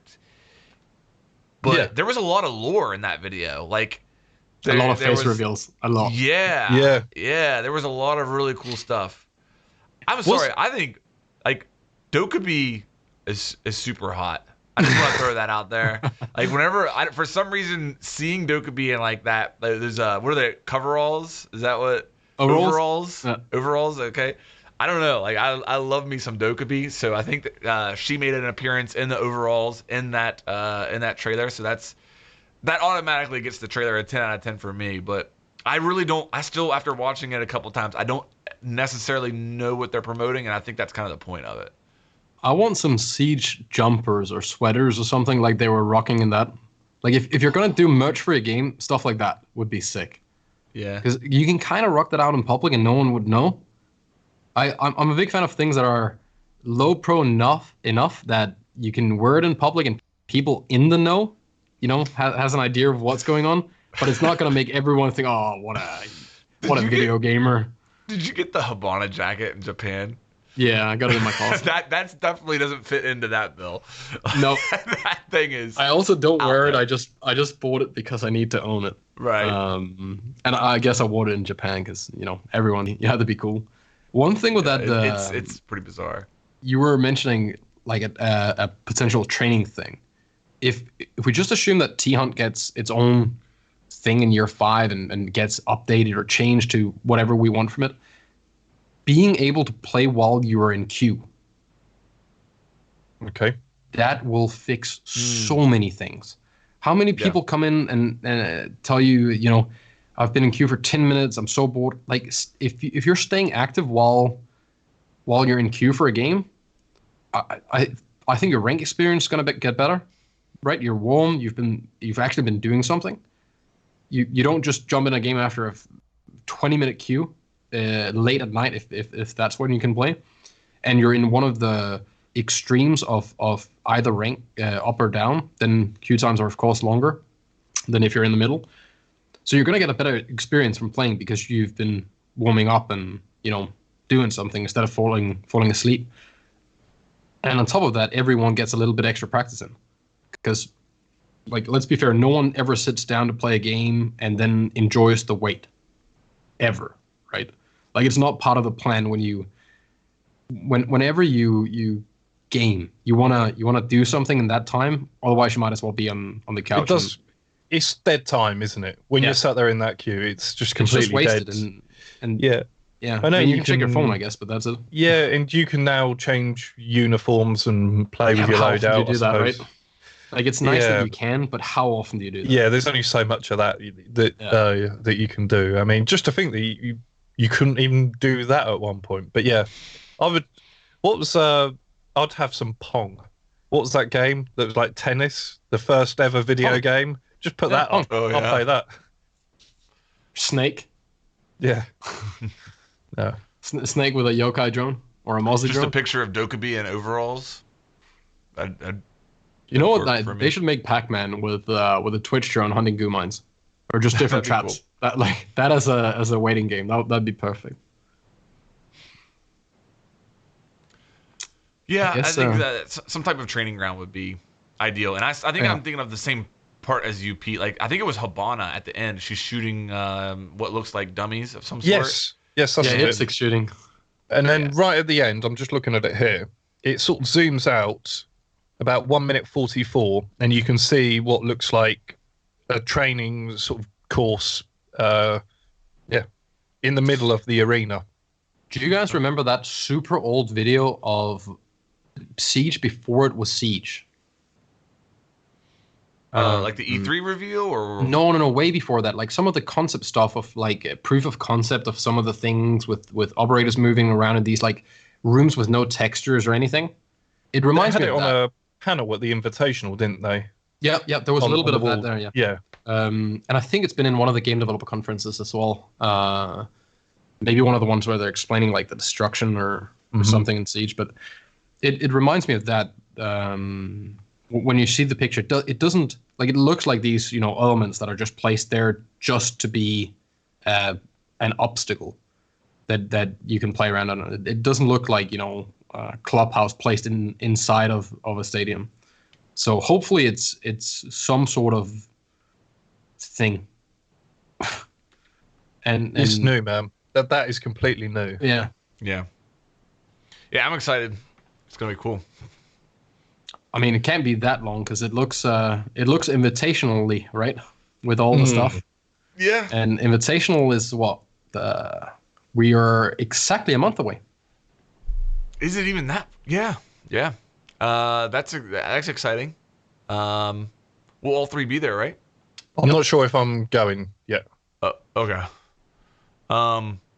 Yeah, I'm excited. It's at the same event center as last year, which is a first. That the Invitational has never been held at It'll be the a same second. event. What's that? I said it'll be a second. Well, yeah, it'll Yeah, I know what you yeah, I gotcha. So, and I think that was a good event center. It was nice. Like I enjoyed that. It was a little bit out there, but Yeah. you're never gonna make everybody happy. So, I'm excited for the Invitational, man. I think it's, Uber time is what the Invitational is. Uber's everywhere. yeah, I think that Invitational, it has a weird, like, dear place in my heart because I really care about the competition. But on top of that, there's that whole, like, community thing about it, right? So many cosplayers, there's so much story, all the devs, all the fans, the content creators. There isn't a lot of things you can compare where you have the biggest competitive event and then the biggest, like, get-together for everyone else where there still is time for that. And I saw Laura do a poll. One of the Ubi devs, she's been working on the invitational stuff. Do a poll about what people were the most excited for, and panels were above the competition. So there has to be so many people that don't care too much about the competition that still end up watching invitational, which is honestly a really good thing, right? You'd way rather have them watch it and be excited for panels and stuff like that, and then catch a few of the games and maybe get excited about them as well. Like that's a really positive thing that we have a game where the community is so spread. I can't think of much else where you have the same amount of cosplayers, content creators, and artists, and everyone kind of just fits together there at Invitational.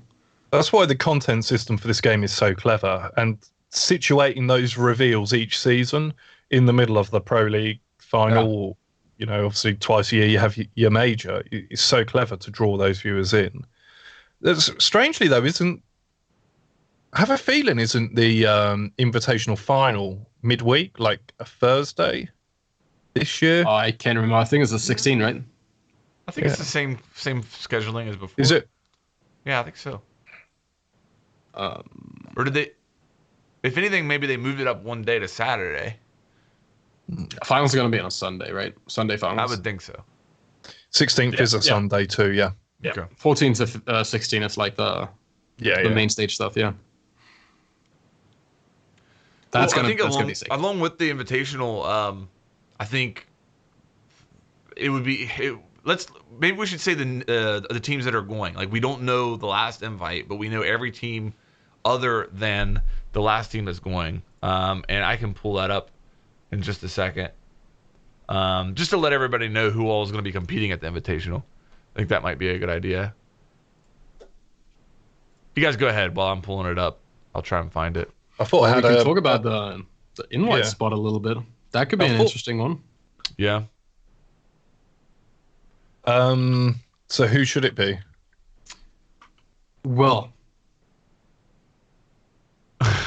so there's two things that I would like. If I got to choose, it would either be based on pure numbers, just who brings more viewers, and that would be the main one to decide by, or it would be whoever has the most impressive history in Siege that isn't there.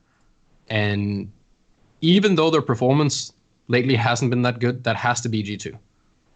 Defending champions. The amount of times they've won, and I know people say, well, then they should have played better. Sure. But the same damn argument goes for if you want to say, well, you should bring these people because they won these and these events. Yep, but none of them qualified. That's the whole point of an invite, is that you invite someone that did not qualify. And I don't think it can be measured on the success that you had the past month or the past half year. I think it should be going further back in history. And we were talking about it earlier. We're lucky enough that Siege is old enough now. Like someone like Pingu, he mentioned in an interview that if they got the invite, it would be a pity invite. I'm not necessarily sure about that. They still have, they've had the hammer. They've won pretty much everything that there is to win. It's a better story. Exactly, and it's going to take such a long time for anyone to catch up to them. If you win it as well, and G2 are there, it just means that all the best teams were there, including the defending champions, and nobody can take anything away from you. If they're not someone there, should be able to take it away from G2 at Invitational. That alone is a great story. Or what if G2 goes there and they win? What if that happens? Yeah, that would be crazy. Whereas if you just brought the team in that was the second most successful, that didn't qualify, why not just make one more qualifier slot? What's the consensus amongst teams and players? Do they want that? Do they want G2 there so it's a scalp they can take, or is it a threat to them to have such a highly competitive LAN team? I think that's 50-50. You don't want to play against G2 on LAN, right? Yeah. Especially not Invitational, because statistically, that even though there isn't that many Invitationals, it's a really bad idea to play against them at Invitational. It normally doesn't go that well. But if you're the best team, man. On the other hand, like if you're truly competitive, you want to beat everybody. You want to beat everybody, right? Kaseka said a really good thing about G2 that when they won in Milan, that it's not enough, man. Like G2 wasn't here. So some people, what would you, if it's, I agree, it should be G2, but if it wasn't G2, who would it be? The leading contender I hear is Secret. And I don't think you can make a case for Secret in either of the parameters that you listed. I don't think that Secret has a better track record in the last year, and I don't think that Secret would pull more viewers than what G2 would. So how can you pick Secret over G2? Make that case for me. I can't see it anywhere. Devil's advocate no hate has to to be Secret. community. I like them as a team, but I just can't. I can't see that. Did they win any minors, like a DreamHack or something? I know they went. They won a minor to go to Raleigh. Correct? They won a DreamHack. and then they performed well at Raleigh, I believe, if I remember correctly, and they also performed well in the qualifiers. I think they made it to the finals of the online qualifier, if I'm remembering correctly. They have a decent amount of titles, they have performed well. and they have been doing well against decent amount of teams, but they didn't qualify. So if it cannot be that would get you there, because if that's the determining factor, then it still has to be G2. An invitational win has to carry way more weight, even though it happened a long time ago. It has to carry way more weight than winning minors or even a pro league, or right. Well, and let's not forget runners-up at Raleigh. G2 was runners-up at Raleigh. Look, if you're picking on credentials, it has to be G2. There isn't really an argument. The only thing is whether you should pick on credentials, whether you should just draw straws. You pick. No. Well, no. I hate that idea. I'm not suggesting it, but I'm saying if you are picking on credentials, I don't really think that you can discuss someone's other going to teams. be hurt either way, right? Yeah. There is no way of doing an invite slot where people are happy, because if you care about your favorite team, you're going to defend them no matter if it should happen or not. If you're five people that are five friends that are fans of one team, and you're the only fans in the world, you're still going to defend that team. I don't know. Like, I think viewer numbers is the only one where you can defend to pick whatever team you want, if you can provide enough evidence that will increase viewers more than anything else. Yeah, I will back that up any day of the week. That's a good business move, and even if people get outraged and angry about it, at least there's conversation about it, and that might bring even more people. That or just G2, and they might actually be the team that just brings the most views anyway. I'm not sure, exactly. but I assume they are. It's really hard to make a case for anything else, or they should. I don't know. I don't think that would ever happen, but if they're starting a league somewhere else, or if there is a national team somewhere that we haven't heard of, that isn't big publicly or something, bring them in. But that's also, like, that can go massively wrong, right? Yeah. You could bring in a team that just gets absolutely demolished and slaughtered. Yeah. But if there was ever to start a Chinese league, or some Middle Eastern league, or like bringing a team from that could be interesting, but it's rough, because if that goes south, it looks really bad. And the community is very, very unforgiving. We saw that when APAC got introduced to start with. It took a long time before people were fair in their breakdowns of what happened there, because they could play up even in quite a lot of rounds, and sure, they did some things that we weren't used to seeing, and it seemed a little bit lower skilled at that moment, but they've caught up, and if they didn't get the chance back then, it wouldn't have been where it is now, right?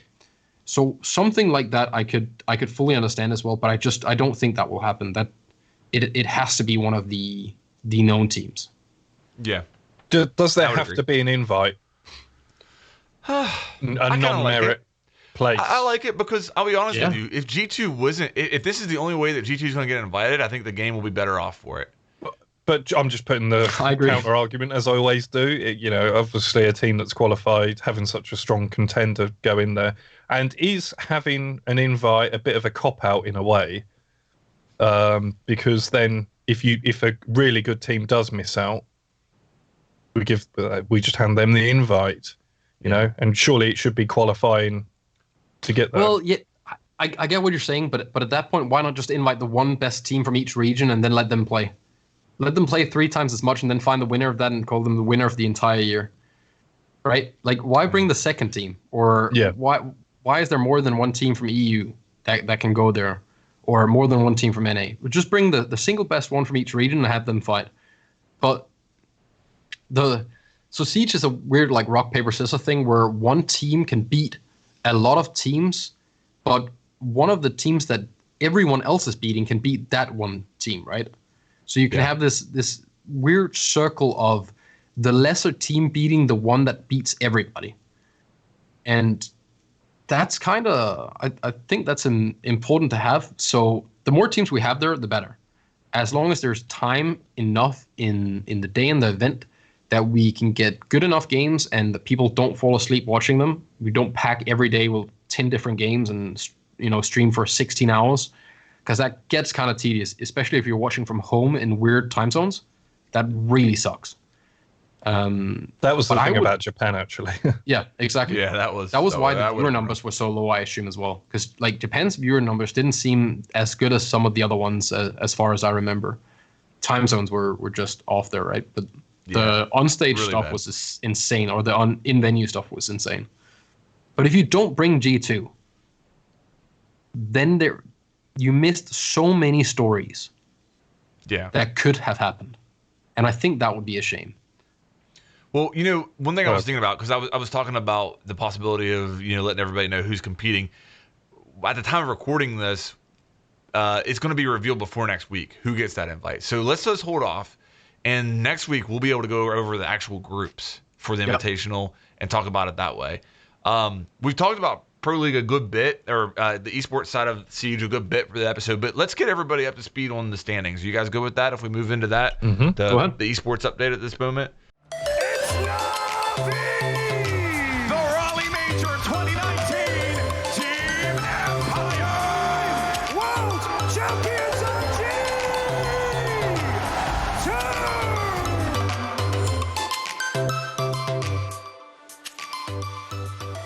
First episode, obviously, this is what we're calling the esports update, where we're just going to make sure we get everybody up to speed on what's going on with the esports side of Rainbow Six Siege. And, sometimes we'll be reviewing matches and stuff like that. But since this is the first episode, there's been 3 plays up to this point, at least in EU and NA so far. So we'll get you up to speed on what's going on so far this season. So starting with EU, first place is Team Empire with 7 points. And then you have second place is G2 with 6. Third place is Rogue. That was the former Giants roster. Yeah, that's third place with 5. Fourth place is Navi with 4. Fifth place is Fours with 3. Sixth place is BDS with 3. Seventh is Chaos with 3. And then eighth is Team Vitality with 3. So that's the standings for EU. Any thing that jumps out to either of you guys there? G2 looks like they're waking up again. Yeah, which is good to see. I saw they had a few role changes, and it would suck to see G2 completely fall off and not be there. We need G2 for Siege. They bring a lot of good content and stories and matches. I agree. I fully agree. I'm surprised that BDS isn't performing a little bit better. Obviously, the Shaiko is on that team, and one man obviously can't win everything by themselves. And I'm not suggesting that's what BDS is, but they performed very well at, what was it, DreamHack Valencia that they were just at, or was that DreamHack Montreal? I don't remember. It was a recent LAN within the last probably 4 months, and they performed really well there. So I kind of expected them to come into Pro League and make a little bit of a bigger splash. You got to remember, one of their games was against Empire. Yeah, right. It's still very teams have they don't beaten lose them, online. They just they don't. That's not their thing. Okay, well let's move on to NA here, and we'll look at the standings there. First place is TSM with 9 points. Second place is Dark Zero with 7. Third place is Space Station with 6. Fourth place is Luminosity with 4. Fifth place is Evil Geniuses with 3. Sixth place is EU United with 3. Seventh place is Team Reciprocity with 1. And then eighth place is Tempo Storm with 1. What say ye about NA? I mean, welcome to EU United and Tempo Storm. Yeah. Good to see the whole Pro League being occupied by known names. TSM doing pretty damn hot. Yeah. And I enjoy seeing the Space Station EG rivalry. I gotta admit, that's a good storyline. So NA is more interesting to me this season than it's been before. Yeah, TSM looks really good. Geo has brought a lot to that roster. You've got the three-headed snake of Geo, well, the four-headed snake, really, of Geo, Bolo, Merc, and Achieved, and then you've got Pojo, great support player. The adult. That's a scary team. What's that? The adult. The five-headed snake, I guess. Yeah, the five-headed snake. Sure. How many heads can a snake have? Yeah.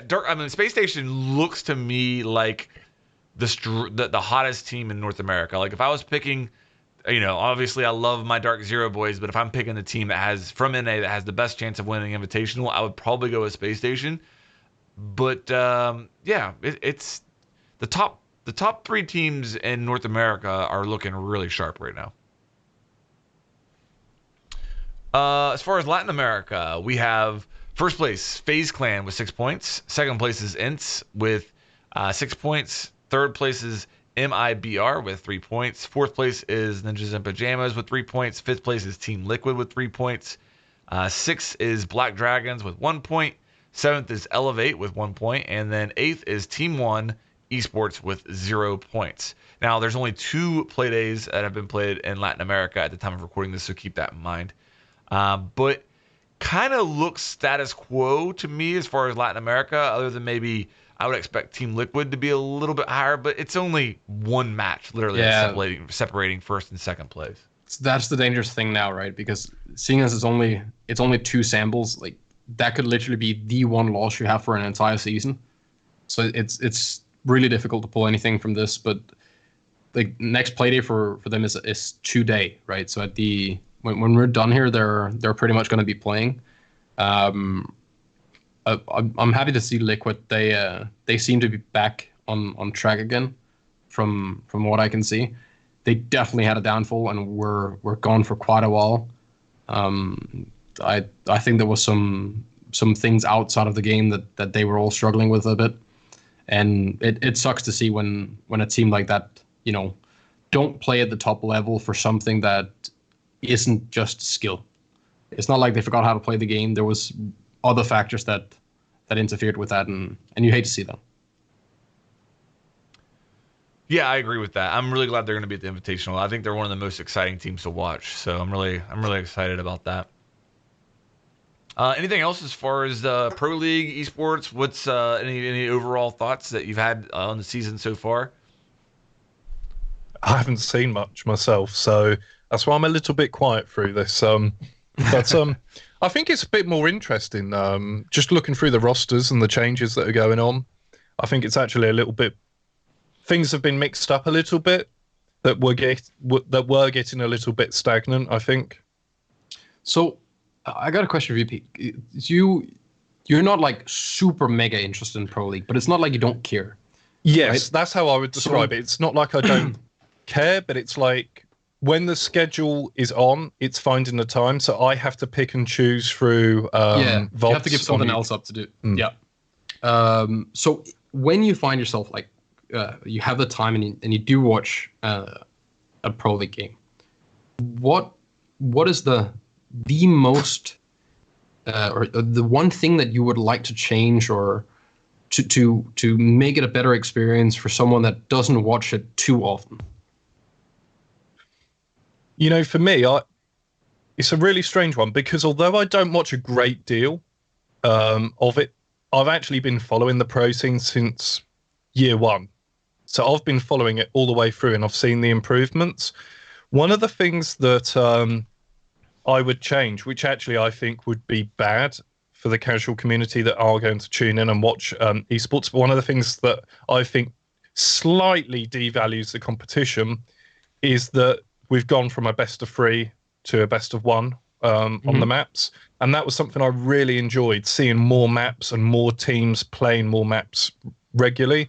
But I understand that when it came to scheduling and actually just having the time to watch it, like the situation I'm in, then it just becomes too hard to manage and too much for everyone to watch them all anyway. But I think the competition benefits from that, because I don't know when this exact sort of downward spiral with G2 started, but it seems like you could almost tie it in with the reduction from a best of 3 to a best of 1. So it does make you wonder. I don't know if I don't know if that had much to do with it. I think they simply won so much that they got complacent and a bit slobby. And at some point, you're gonna start feeling like we're winning stuff. We can chill a bit, and then people catch Dude, up. you don't even have to speculate. They were literally saying those words. Like, Yeah. how many times we had Fabian on, the Pro and Potato, and he would say stuff like, "Why do I care about qualifying for Pro League? It's a quarter of the income that I would make from winning the Invitational." Yeah. But you see And that whether he's memeing or not, like, there absolutely was an air of arrogance. Like, we are winning everything. Yeah, yeah. And they, in my opinion, I But said it's this been before, good for them. I'll say it So- again. Winning is a habit and losing is a habit. And I don't care if it's a best of one in Pro League. I don't care if it's a LAN. If you are used to winning and you're on that high point, you do whatever you have to do to stay at that level. You do not for a second take your foot off the gas. this That is the good. worst mistake you can make. you see that in all walks of life, though. It doesn't Yeah. matter. Once you get people start earning money, they do begin to lose the hunger. But my point was on about pure competition. Do you never watch a best of one and think, "Oh, bloody well, I would love to see a second map now Always. between these." Always. You know, But I and look at- that's the Look thing. at this like boxing, right? So the way I look at we got a really interesting statistic once. We're comparing best of 5 versus best of 3s, and the system that we have now, that it wouldn't have affected a single team for the previous 2 LANs if it was a different system, right? The problem is, if I give you and Pete and Dylan a set of rules to play by, I don't care who wins, but there's gonna be a winner, right? So well, we get draws, but well, yeah, sure, but you do play 2 games. So you play 2 against the same team, right? We have first half and second half, and it goes around. But it's not about winning against that one team. It's about getting more victories than everyone else. So over the season, you're I hear still you. like I'm damn sure you're gonna find the better team by doing it. And otherwise, sure, there might be a team that's better at best of 3s, but then they have an obstacle to overcome that they can then benefit from at LAN. That just means their LANs becomes easier and their online qualifiers become harder. I still think, sure, best of 3s would be better. Best of 5s would be even better. But good luck finding a Pro League team that won't swap players every month if you start making it a best of 5, for example. but And if it's a best of 3, we just get less games, and it's the lesser of 2 evils. And I don't like either of them in particular. I get why it's like I get why it's the way it is now, but I agree with you. It would be nicer if the matches had a little bit more value to them and story to them if you don't watch them often. So, but just getting back to your original sort of question, I mean, that wouldn't increase my watch time. It might increase my enjoyment because of the stories Yeah. that unfold over multiple maps. But ultimately, I only have so much time to watch anyway. So I may end up watching less matches, but just more Yeah. of one match that goes on longer. As regards to do I enjoy it, I mean, I actually really, I would as soon as watch this as most sports out there, golf or tennis, Wimbledon, stuff like that. I actually really do enjoy the esports, but it comes down to your personal sort of scheduling. I think if there was a major frustration, then sometimes I feel, and this is really harsh, but I feel like the spectator can flick around a lot. And I feel really harsh saying that, but sometimes I feel I miss something. So I would like if that was interactive where I could choose the camera, maybe, because sometimes a story unfolds within a match where someone's peeking someone, or you can see that they're about to run into a person and you're like, God, how is that going to play out? And then they switch. Yeah. They switch before that story's been told, before you have a conclusion. Yeah. Because you, as a spectator, can see what the player can't see, and you know that they're about to run into a person, and that is interesting because it's like, what's going to happen here when Jaeger meets Ash or what have you?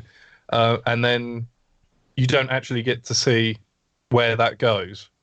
Or you just see a kill feed or something going on in the background. I did a video recently where one of the things, I think it was something like things that Siege needs to fix in 2020, And one of the things was I mentioned that I wanted Pro League to take the next step, and overwhelmingly the comments from people were, I would watch Pro League, but they have to improve the spectator experience. And it's not, I don't even think they mean necessarily the spectator, that it's just as an overall thing, like they just find it really difficult to watch. And I think it comes back to what you said earlier with Siege is not a great game to watch if you're not playing it, but these are people who are playing the game, so there's definitely some room to improve there. Siege is even difficult to watch if you're watching a stream. Yeah. To understand what's going on beyond the one player you're looking at can be really, really difficult. And while I really want what Pete is asking for, just for my own benefit, I think that would hurt the viewership. Because I think if you could choose, I think most people would. If they could choose who to spectate. But I think for a majority, and don't take this as like not giving credit to the viewer, but I think most people get a better viewing experience by having someone control that system for them. Because if it is this difficult to do for someone who does it every day, then imagine trying to keep up on your end. And also, like in CS, there's the one where you can watch and like watch in game and turn off the commentators and that. That's a really good system for all the pros that want to watch the game. They'll turn off the commentators and they'll watch from inside the game. But if you're me watching CS and you do that, then you miss so much because the commentators are explaining a lot of things that I would otherwise have missed, right? Even though I've played a decent amount of CS. So I'd rather have a demo video available after the game where then if you don't get to watch it live, because the live thing should be something we experience together. It should be something where I can come to Dylan and say, did you see that clutch? And I'm 100% sure that if he watched that game, he saw that clutch. Because there was no way for him to miss it. It was forced in that video. And then he can go and watch the demo by himself.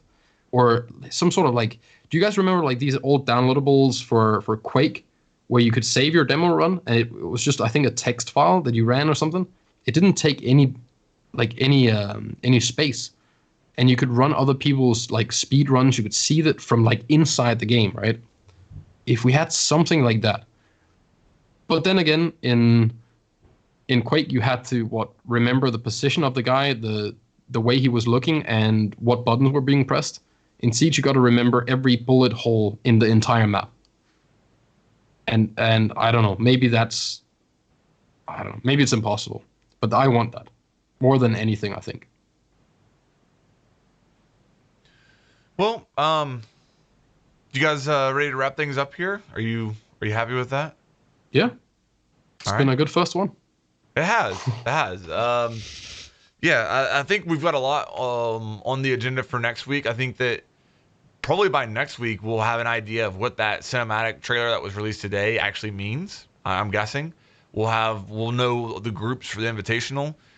We already talked about one thing that we'll put on the agenda for next week is talking about the maps that we would like to see either reworked or buffed in year 5. So, yeah, there's gonna be a lot going on next week. Really awesome first episode. Don't forget, make sure you're connecting with us by subscribing, notifications on YouTube. Follow us on Twitter at logicbombcasts.com. And then on SoundCloud, if you just search for Logic Bomb Podcast, it should come up. I believe that's probably, or it'll be linked down in the description either way. So make sure you guys check it out. Thanks. I guess we'll see you guys everyone. next week. Appreciate it. Tell your friends. Tell your friends. Tell your mum. I love an older woman. Yeah.